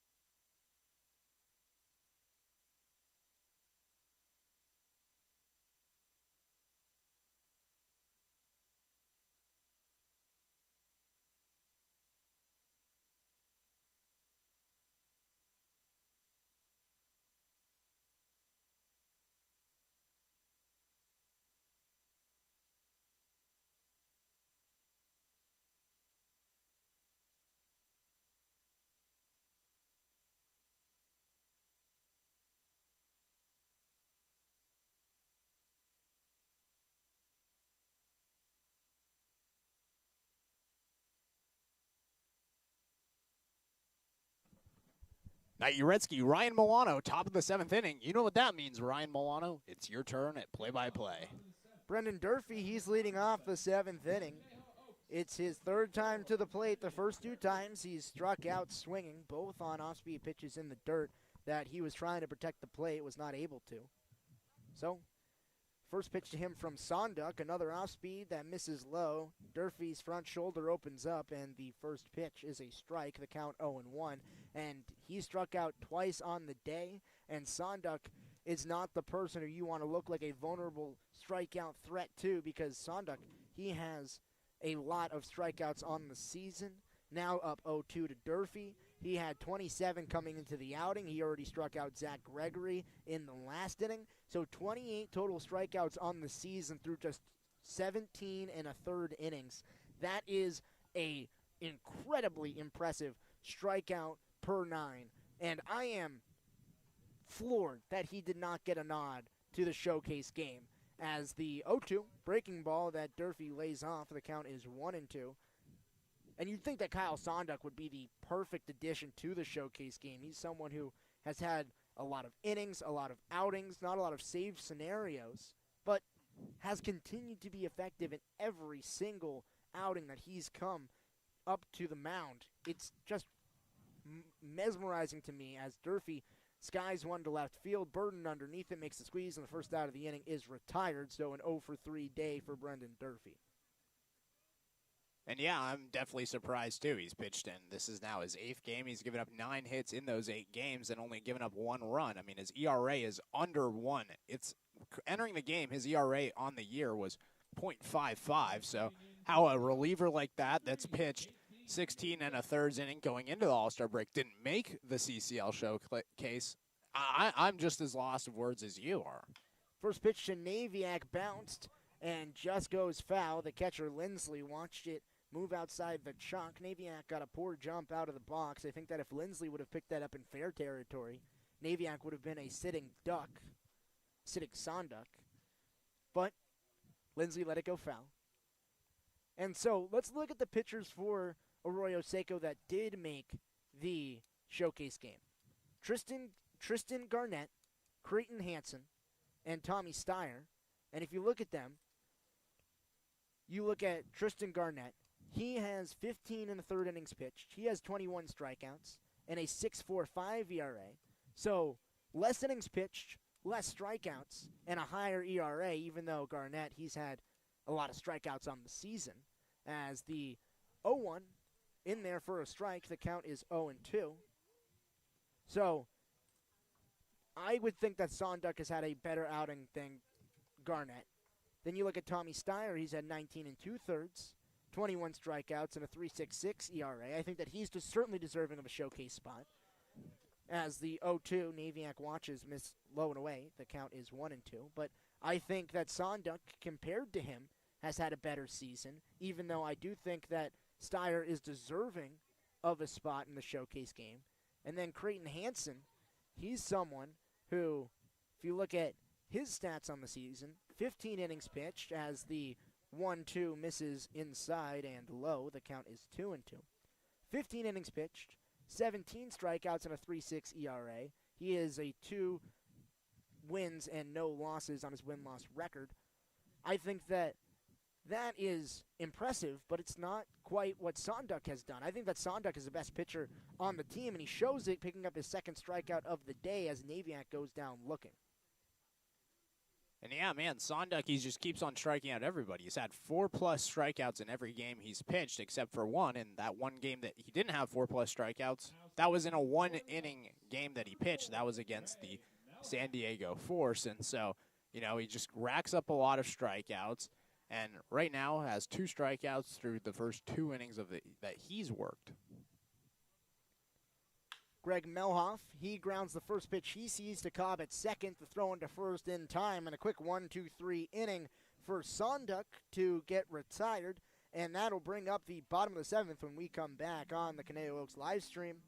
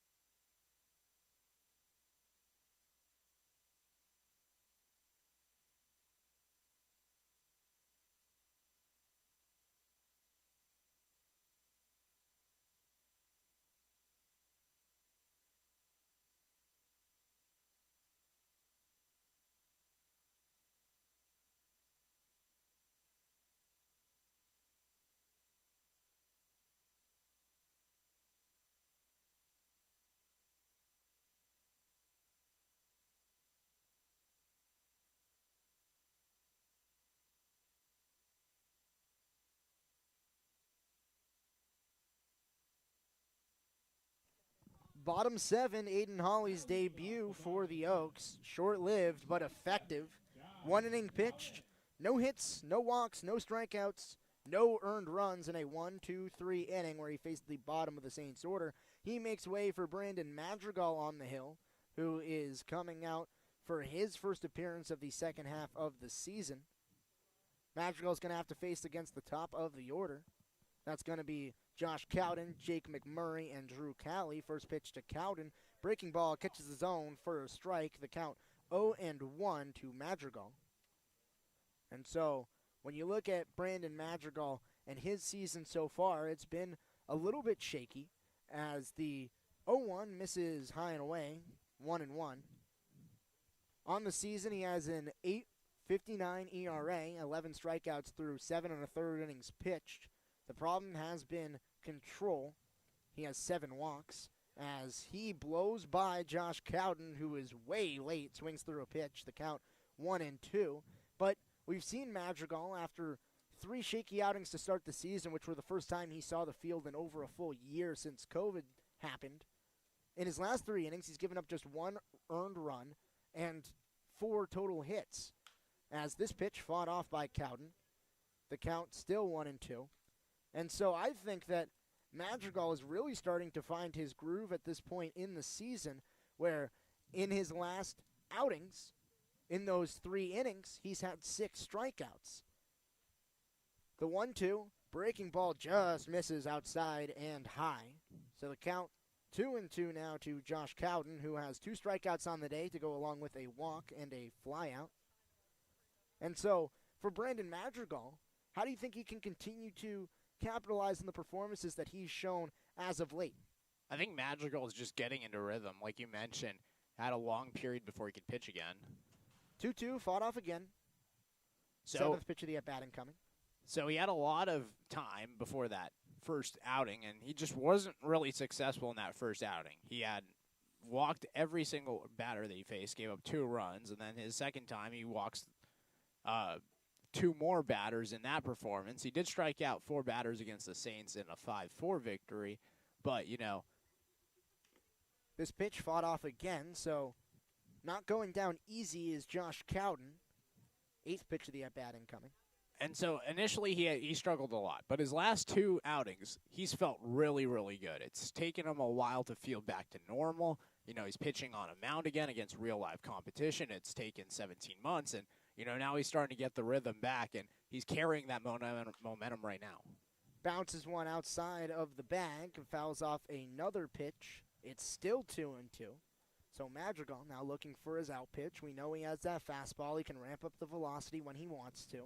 He has an off-speed pitch that he opened up with to get the strike, but right now trying to look for an out against Josh Cowden. The 2-2 again. This one below the knees for a ball. He tried to paint the bottom of the zone with a fastball. It missed. So 10 pitches coming in the at-bat with this pitch.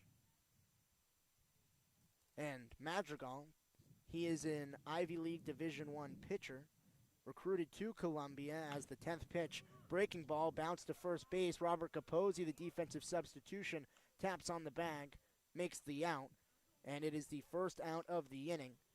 Josh Cowden goes down after working Madrigal for 10 pitches. Also now in the game, Daniel Cabral, he's playing second base. Yes.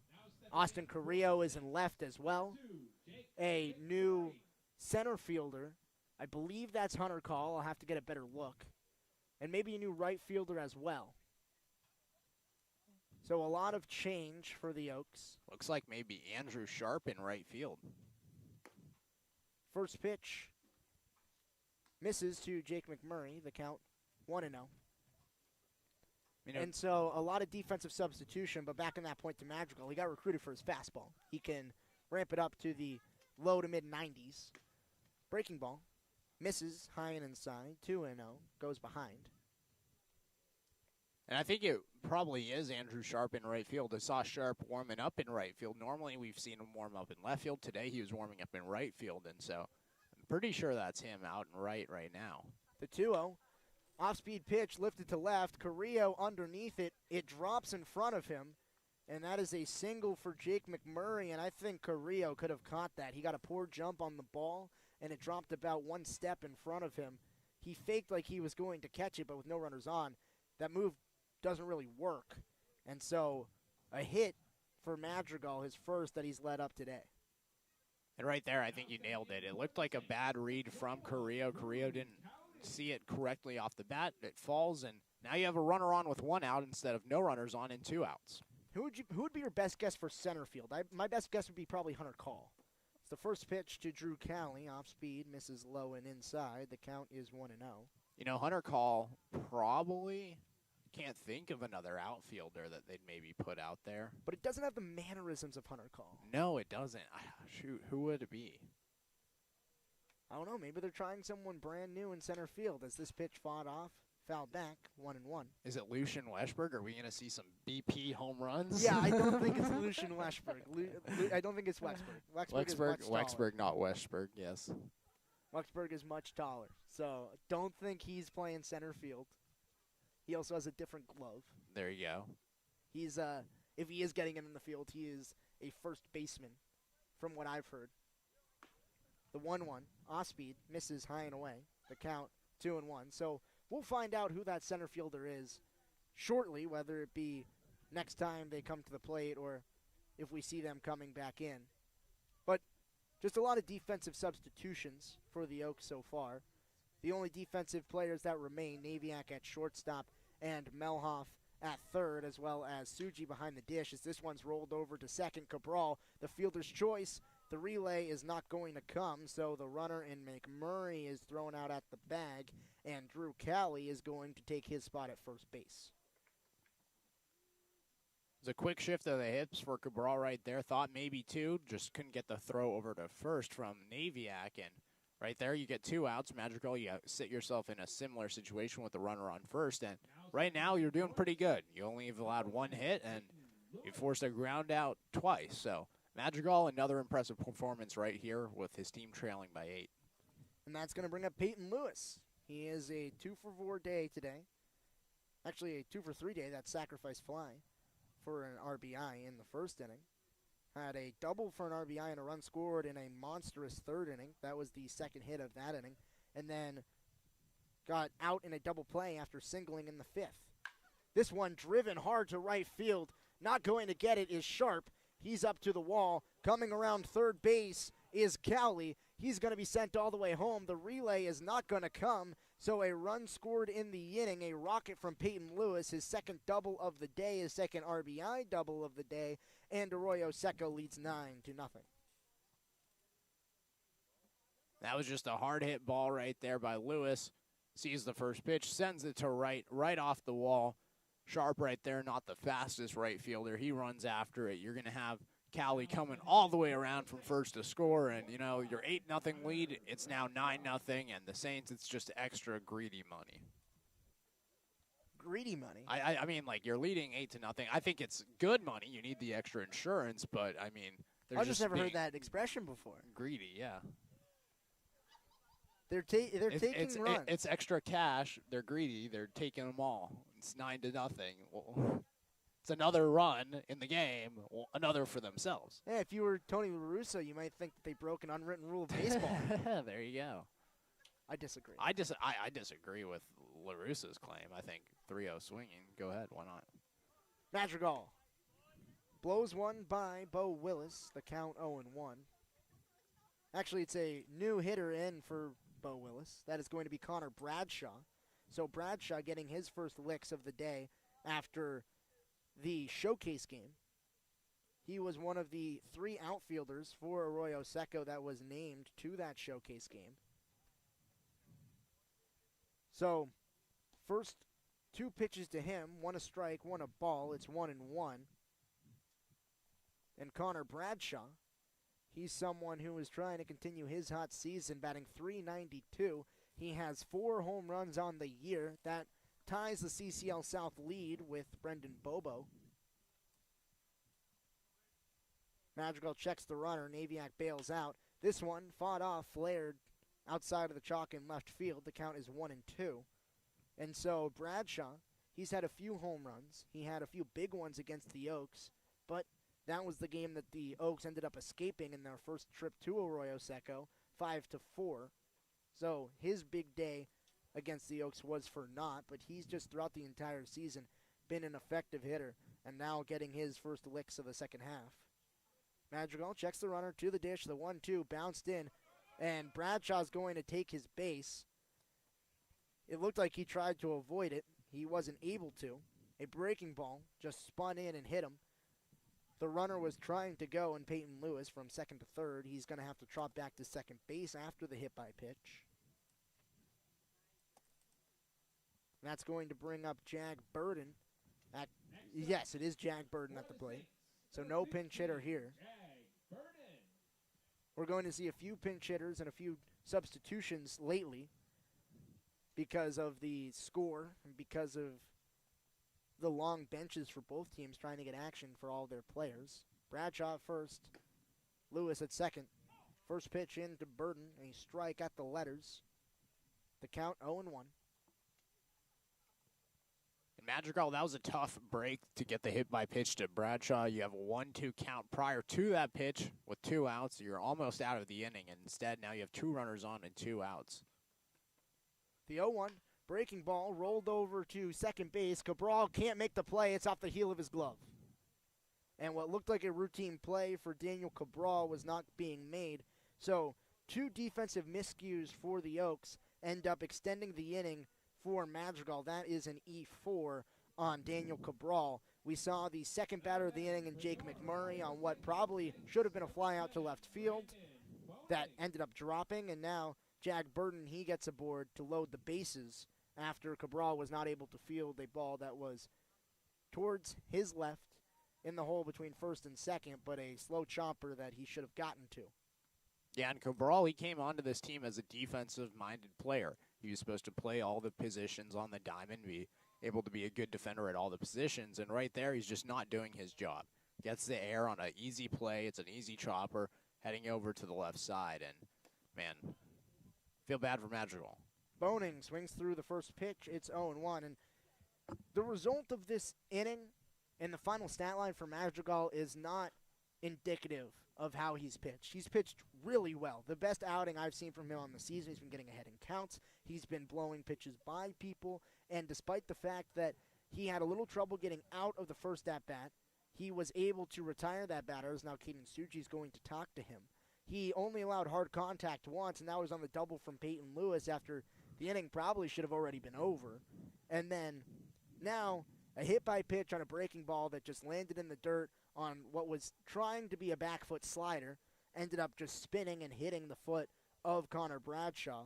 So I actually think despite the base runners that have been allowed so far for Madrigal in the inning, I think it has been a very effective inning from him and one that is certainly one that you can build upon, but he does still have to get out of it with the bases loaded. The 0-1 skied high out of play behind the Oaks dugout.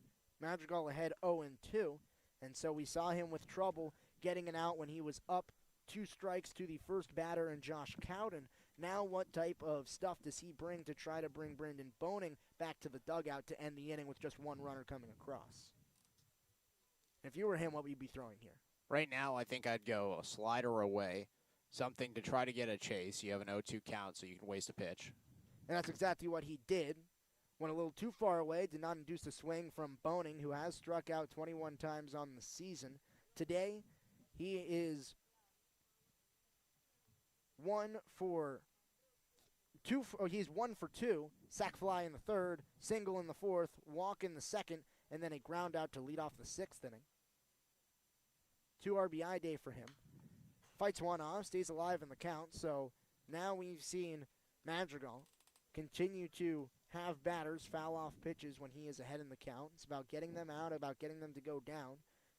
Right now, not as dire as it was to Josh Cowden after Cowden continued to foul off pitches. He fouled off 4 in the at-bat to lead off the inning. We've seen Madrigal's pitch count elevate as he spikes one. Suji cannot block it. It gets away, and the runners are all going to move up 90 feet.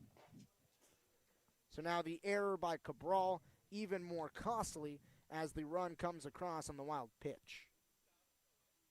And right there, Madrigal tried to go with the slider, was a little bit too much spiked, like you said, and just Suji can't get in front of it. A run comes in to score on the pass ball, and now you have a 2-2 count. You really just need to get out of this inning if you're Madrigal. Just focus on this batter, get the out, and then just deal with the damage.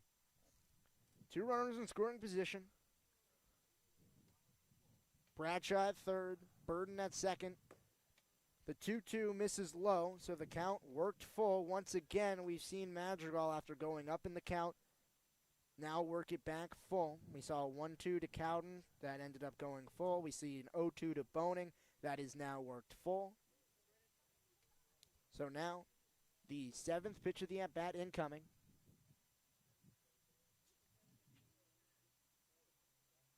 The 3-2. Fought off, skied on the infield. Capozzi gets a late read on it. Coming in, makes the catch. Madrigal was trying to make sure that that ball wouldn't drop. He was there if Capozzi wasn't, and the inning is finally over. So 2 runs scored off of the error by Cabral and 2 hits in the inning.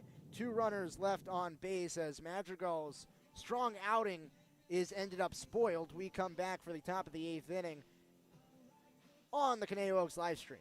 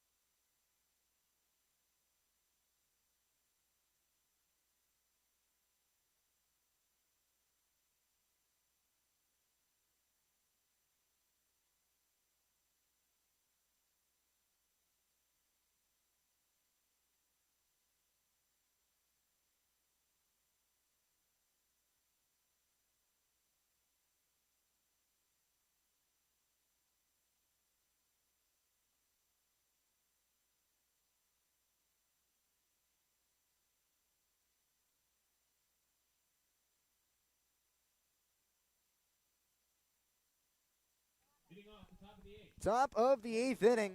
Pinch hitter to lead it off. It's Cody Sulak. We do have confirmation on who was in center field last inning. It was Hunter Call, so our guesses were correct.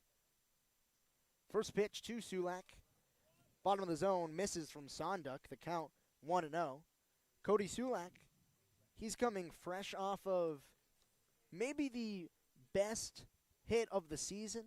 I would say definitely the best hit of the season for an Oak, where in the game against San Luis Obispo, as the 1-0 breaking ball in the zone, 1-1, he was able to convert with a huge at-bat, bases loaded, 2 out, bases clearing double that ended up putting the Oaks on top and ended up giving them the 8-5 win against San Luis Obispo. This one catches the zone, 1-2. That was the first win of the season that the Oaks had over the Blues, and I think it might have even broken their spirits for the next game where the Oaks, they were able to jump all over San Luis Obispo. Yeah, it was 14-5 the game after, but Sulak, he really drove a dagger into the Blues' heart as he had struck out 2 times prior to that bases clearing double. The 1-2, third time he struck out since that bases clearing double in that game against San Luis Obispo, he goes down. Sonduck fooled him with a breaking ball, and there's nothing to be ashamed of if you're Cody Sulak in that spot because Sonduck does that to everyone. Oh, yeah, and Sonduck's one of the best pitchers for the Saints, if not the best pitcher, like we've talked about. And even talking to the other Saints broadcasts and their workers here, they don't know how he didn't make the showcase game either, but another strikeout for Sonduck, and he's just been doing it all year. We're starting to guess conspiracy. That was a little bit of the talk that was going on around the tent adjacent to us. Hunter Call, first pitch swinging, bounced it to shortstop. Speedster down the line, makes a tough play, but not in time. The stretch at first base, it makes the play. That is Jake McMurray, who is still on the bag at first. So Hunter Call, he came in to pinch hit for Raul Sandoval. And first pitch swinging grounded out, and that brings up the top of the order. TJ Foreman getting pinch hit for, it's Andrew Sharp. So I was right. It was Andrew Sharp in right field. Yes, it was. Now, Andrew Sharp leading off, like being the one-hole hitter. How do you feel about that? Well, I know he pitched hit, but like, is I that think just it's a pinch hit in the middle of the game. He's not the one-hole hitter. I know. I'm just saying, isn't it weird to see at the top of your paper Andrew Sharp? I don't think it's too weird. I mean, him coming in for TJ Foreman, I think, is a little bit more weird as the first pitch into him is a strike looking, where you don't necessarily expect him to be coming in for one of the fastest players on the team, where Sharp, a traditional catcher, but he does play outfield. Gets his first time in right field as this pitch in there for a strike. The count 0-2. Up quickly is Sonduck. He's already had three strikeouts in this outing. One in the 6th, one in the 7th. Now one here to open up the 8th, and Cody Sulak goes up quickly 0-2 to Andrew Sharp. This one hits Sharp. He gets a board, so Andrew Sharp wears one to get some two-out offense for the Oaks. It's been scarce. Few and far between base runners in this game for Conejo, but Andrew Sharp is now one of them. That's going to bring up Daniel Cabral, another pinch hitter. Nope. It's not. Carrillo. Austin Carrillo. Another pinch hitter. Another pinch hitter. That will bring Daniel Cabral to the on-deck circle. For the Oaks, number 13, Daniel Cabral. So we saw Sulak pinch hit for Suji, Hunter Call pinch hit for Sandoval, Andrew Sharp pinch hit for Foreman, and now Austin Carrillo pinch hit for Zach Gregory. On deck is going to be Daniel Cabral, who's pinch hitting for Grant Smith. After that is probably going to be Robert Capozzi, who's pinch hitting for Brendan Bobo. So a complete shift in the lineup for the Oaks. First pitch to Carrillo in there for a strike to count 0-1. Austin Carrillo on the season for him. Carrillo. He has batted .286. He has 12 hits with an extra base hit. 8 walks on the year, just 4 strikeouts, so he's been able to work counts incredibly well. Sharp at first takes a secondary lead, but does not go as he watches the pitch into the glove outside of the zone, 1-1. So if there's anyone that takes the battle with Sonduck personally, it's probably Austin Carrillo, because he takes every battle personally. He does not want to lose. Are you as competitive as Austin Carrillo? I mean, it depends. 1-1, misses low, the count 2. Carrillo loses the battle, and 4 batters in the inning, 2 strikeouts, and a runner left on first base. No hits, no runs, no errors. To the bottom of the 8th inning we go. You're listening to the Conejo Oaks live stream on YouTube.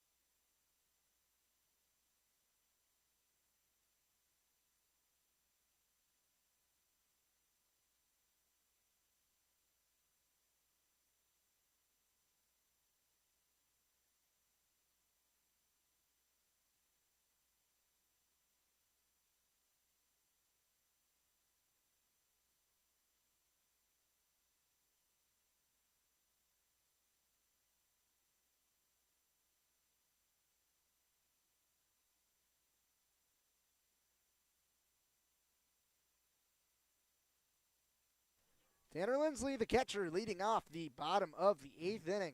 Madrigal still on the hill. Cody Sulak takes over for Caden Suji behind the dish. We still see Greg Melhoff at third, Naviak at short as the first pitch to Lindsley. Fouled off. 0-1. Cabral at second. Capozzi at first. In right field, Andrew Sharp. Center field, Hunter Call. In left field, Austin Carrillo. So only 2 members of the starting lineup still in the lineup for the Oaks.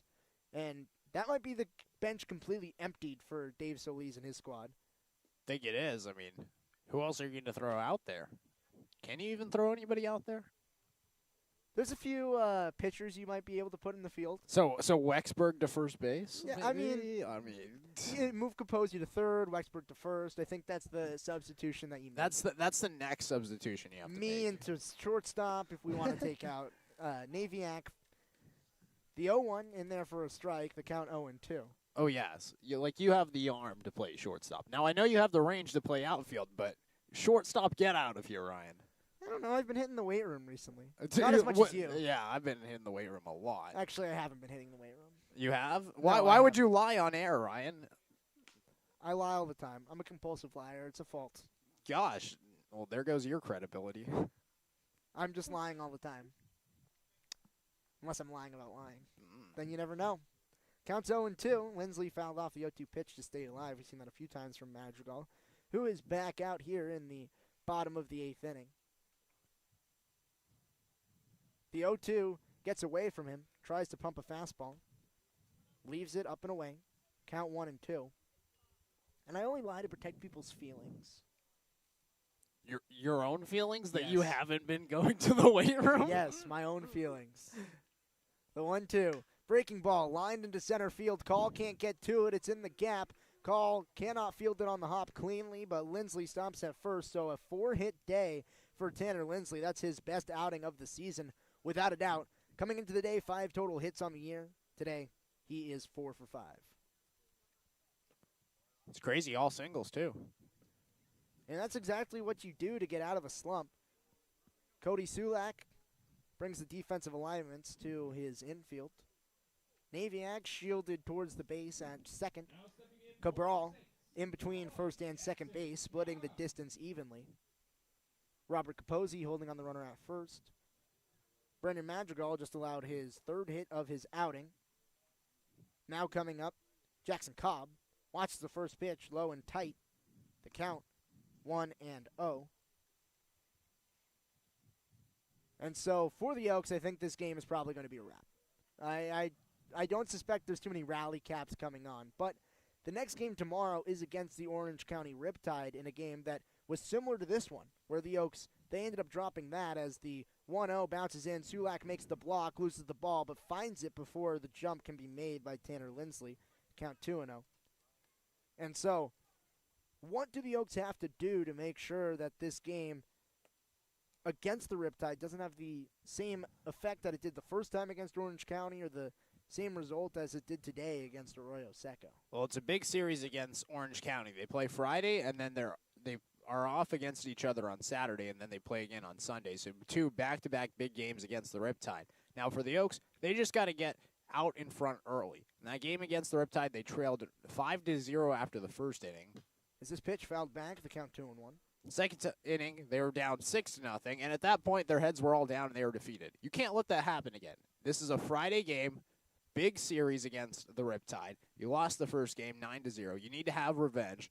You're losing a game right now 10-0. You're probably going to lose this game, and so to stay in the top of the standings, you need to bounce back big. As the 2-1 fouled off out of play, Madrigal works back. It's now 2-2. And so in that game against the Riptide, you got to throw probably Adcock, maybe. Do you know who's throwing tomorrow? Well, Adcock, I know, is going to pitch on Sunday. So then Waitman tomorrow? I believe it is Waitman, Wiersma, Adcock is the rotation. So then following Waitman today, tomorrow. if I remember correctly. Either way, you need to throw Waitman or Adcock in those 2 games against the Riptide. As the 2-2 fouled back, so 2-2 will be done again. We've seen Madrigal struggle a little bit with punching batters out, trying to get Jackson Cobb going down. And so you have the in-between game that's sandwiched in between the 2 Riptide games in Ventura County, and so those games you really need to focus on You're coming right back after the CCL Showcase break, and so it's just a short week. You need to take those 2 games and win 2 out of 3 CCL games to start this week. The 2-2 lined into right center field. Call has a beat on it. He's going to catch it. Call with the range, throws to first. It's up the line, so no tag is going to be made. Lindsley not going to be doubled up, but Hunter Call showing the range in order to retire Jackson Cobb, who left that one on a rope. That was a nice play by Call, but going back, just really need to get out front against Riptide, have the pitching sorted out from the get-go, and really just take these 2 games and treat them like they're the biggest games of the season. Number 27, Josh Cowden. That's going to bring up the top of the order in Josh Cowden. He's up for the 6th time today. He's reached base just once. That was in the 3rd inning where he walked on a full count. Last time up, he was the first batter who faced Madrigal as he watches the first pitch in for a strike, the count 0-1. He worked that count full, fouled off 4 pitches in the at-bat. So tonight we've seen now all of the stadiums in the CCL so far. I want a ranking.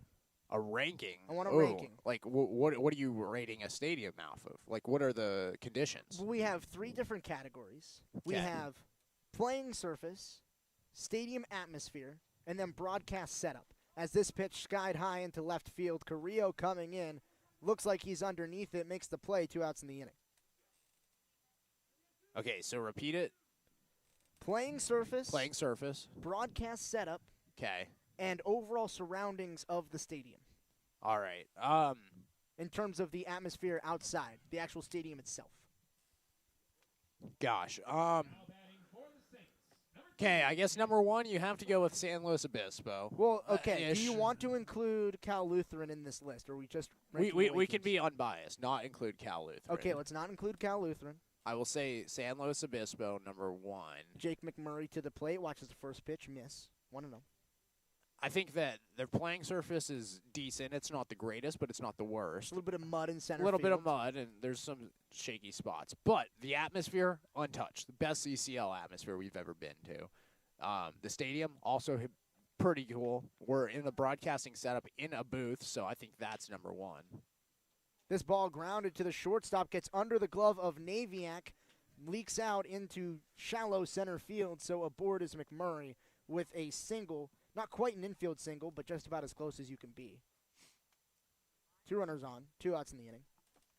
Okay, number 2. Oof.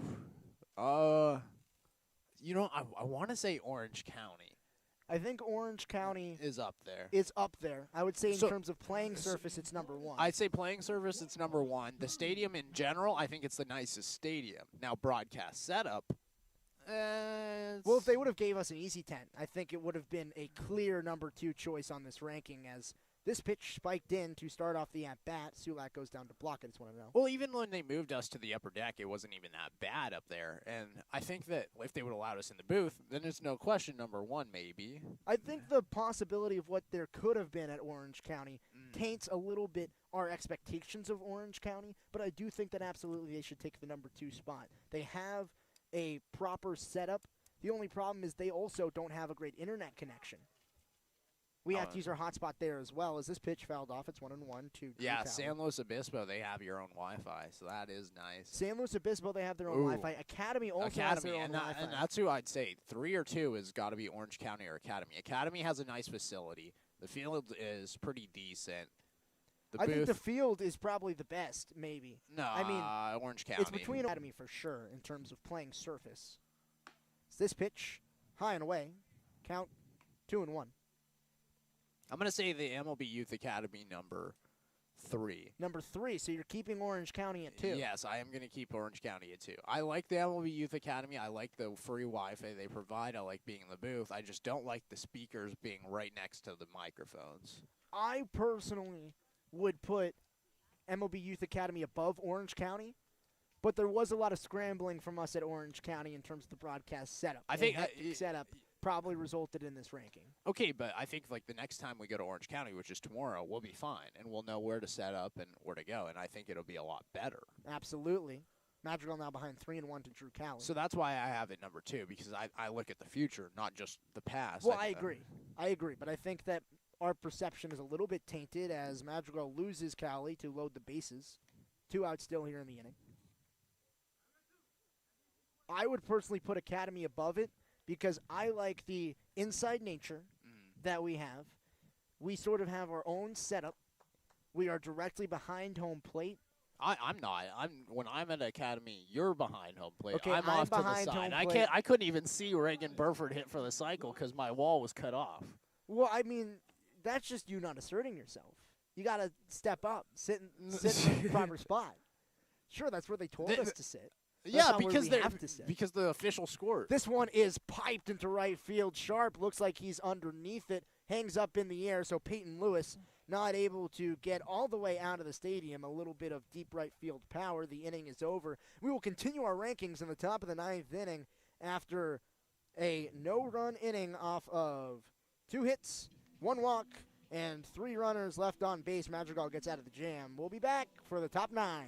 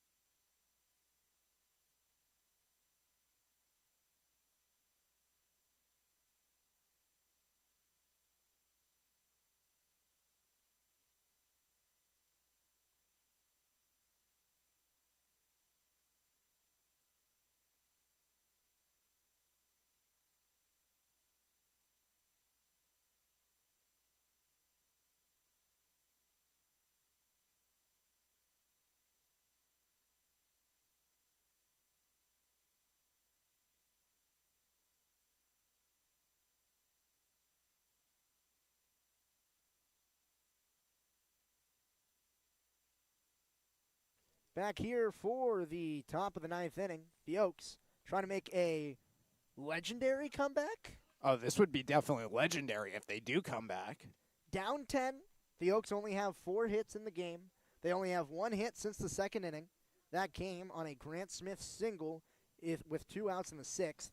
Daniel Cabral leads off the inning with a new pitcher. That is Eric Neverett. And so the final line for Sonduck. Kyle Sonduck went 3 innings pitched, allowed that 1 hit to Smith, 4 strikeouts, no earned, and then hit Andrew Sharp. Daniel Cabral, he's trying to come up with his first hit, turns away, misses him. The count 2-1.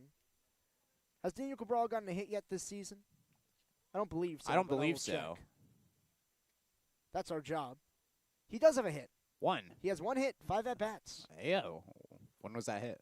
Trying to get his second hit as he's now in a hitter's count. It's a 3-1 count to him. That hit to Daniel Cabral.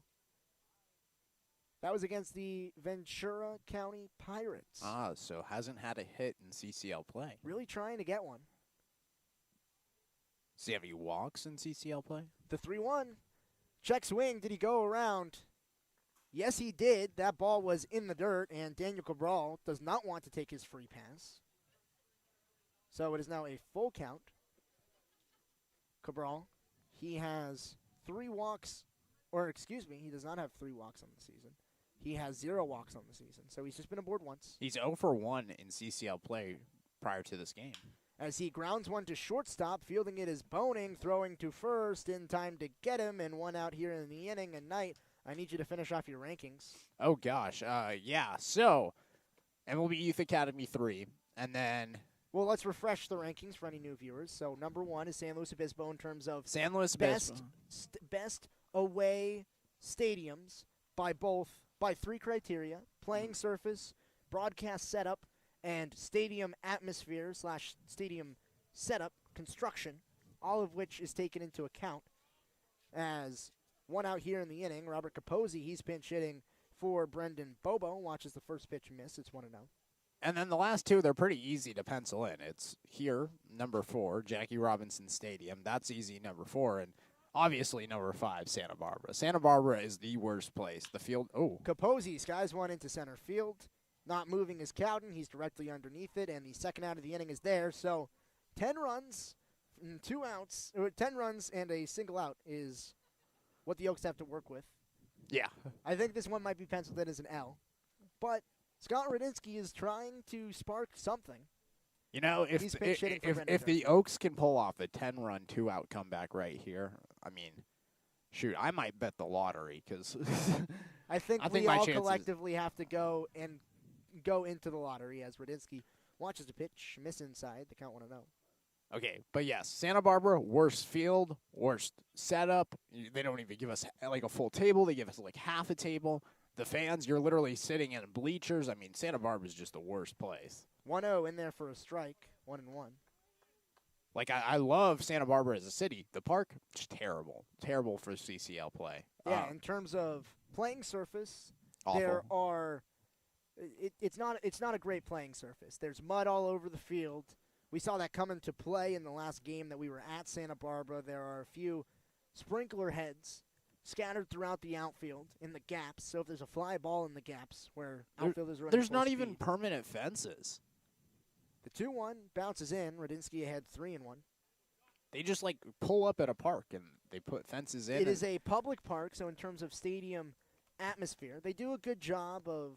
They get some fans. I would say they're better than Orange County. Orange County's the worst fan-wise. But the last time we were there, they promised a taco truck and did not get a taco truck as Exactly. Radinsky walks. So, is the comeback on? 2 out, 2-out runner on base. for the Oaks. It's Scott Radinsky. He gets aboard with a walk. JT Naviak, he is 0 for 3 on the day. Grounded up to first twice. Struck out in his last at-bat that was looking. Now trying to continue to spark something off Eric Neverett. And so, yes, I absolutely believe that Santa Barbara, without Wi-Fi, is last. This pitch bounces. Count 0-1. Or, excuse me, 1-0. And this stadium here, Jackie Robinson Stadium, it's not like the worst facility. I think that it's a generally nice stadium. They just don't get a lot of fans to come out. We're positioned right on the field level. There's no Wi-Fi. I mean, there could I be. like the field. I like the position. field playing surface. It's decent. It's not the worst. I think that the view and the location right next to the Rose Bowl is awesome. The 1-0 in there for a strike. The count is 1-1. So, yeah, I think that there's a very clear drop-off between 4 and 5. And I think that the only problem with this is just the lack of Wi-Fi. Is really, Yes. I think that is the main issue that I have with this stadium. But that can also be attributed to Orange County and Santa Barbara. As this one by Naviak sliced the other way, it's going to get down in fair territory. Radinsky trying to go first to third, but he holds up after taking a strong turn. So two-out base runners on in the ninth inning in a 10-0 deficit. JT Naviak, he gets a hit. He's trying to continue the second half of the season better than he ended off the first half of the first half. Better than he ended off the first half of the season, as we've seen JT Naviak. He only has 11 hits on the season, and a lot of those came very early in the season. He struggled a little bit as of late. So now 2 runners on. Naviak slices one the opposite way. Greg Melhoff, he's trying to get his first hit as an Oak. 2 runners on. Navarrete to the dish. Melhoff watches one at the knees for a strike to count 0-1. And so our only difference in our rankings is the MLB Youth Academy coming in at 3. Instead, for you, where I have it at 2, I think that the field is the best out of all of them. I think that Orange County is close, but this pitch cut on by Melhoff. And it's interesting because when we were talking about Orange County, initially you said Orange County had the best. Well, I forgot about the MLB Youth Academy. It's just been a while since we've played. So if you've forgotten about it, why is that not number 2? It's just been a while. It hasn't been too long. We were at the Academy the week before the break. It just spaced my brain for a second. It wasn't a purposeful admission, as the 0-2 lined into center field, coming in, diving, making the play, ending the game is Josh Cowden. The game is over. Melhoff continues to search for that hit. He's had a few hard hit balls today, but unfortunately not able to get any of them down. And the Oaks, they lose 10-0 to start off their second half of the season. They drop in CCL play down to now 8-7 on the year. They got their first loss after a 3-game CCL winning streak, a 4-game overall winning streak. So they start out this week in a losing fashion. Knight, talk about this game a little bit, not too long. I don't think we want to dwell on it too much. Yeah, the Oaks, they just got down really big at the beginning of the game. They were trailing in this one early on. I think Chris Torres gave 8 runs through the first 3 innings that came in, and the Oaks, they're just not going to win games when they're giving up 8 runs and only having 2 hits since the second inning. They only had 5 hits overall in the game. And just like we saw against the Riptide last week, the Oaks, they got to bounce back and get more hits. The last time the Oaks had a game where they had only 5 hits in the entire time, that was against the Riptide. And the next game, they had 4 hits in that game against the Riptide. The next game, they had 5 hits in the first inning. So right now, it's about the response for the Oaks. Just not a lot of hits coming, no runs in this game. You got to score runs, and you got to give up less runs if you're going to win it. No matter who's pitching on the mound, you're not going to win a game if you score 0 runs. And right now, the hitting really slumped in the first game back from the break. We will be back tomorrow. We mentioned Orange County a lot in the final few innings. We will be back at Orange County tomorrow to play against the Riptide. That game on the schedule is going to be at 6 p.m. If there's any changes, well, we won't be able to notify you, but we'll try our best to be on the air at 6 p.m. And we'll see you tomorrow. Thanks for coming. Thanks for watching. I'm Alon Knight Uretsky. Goodbye.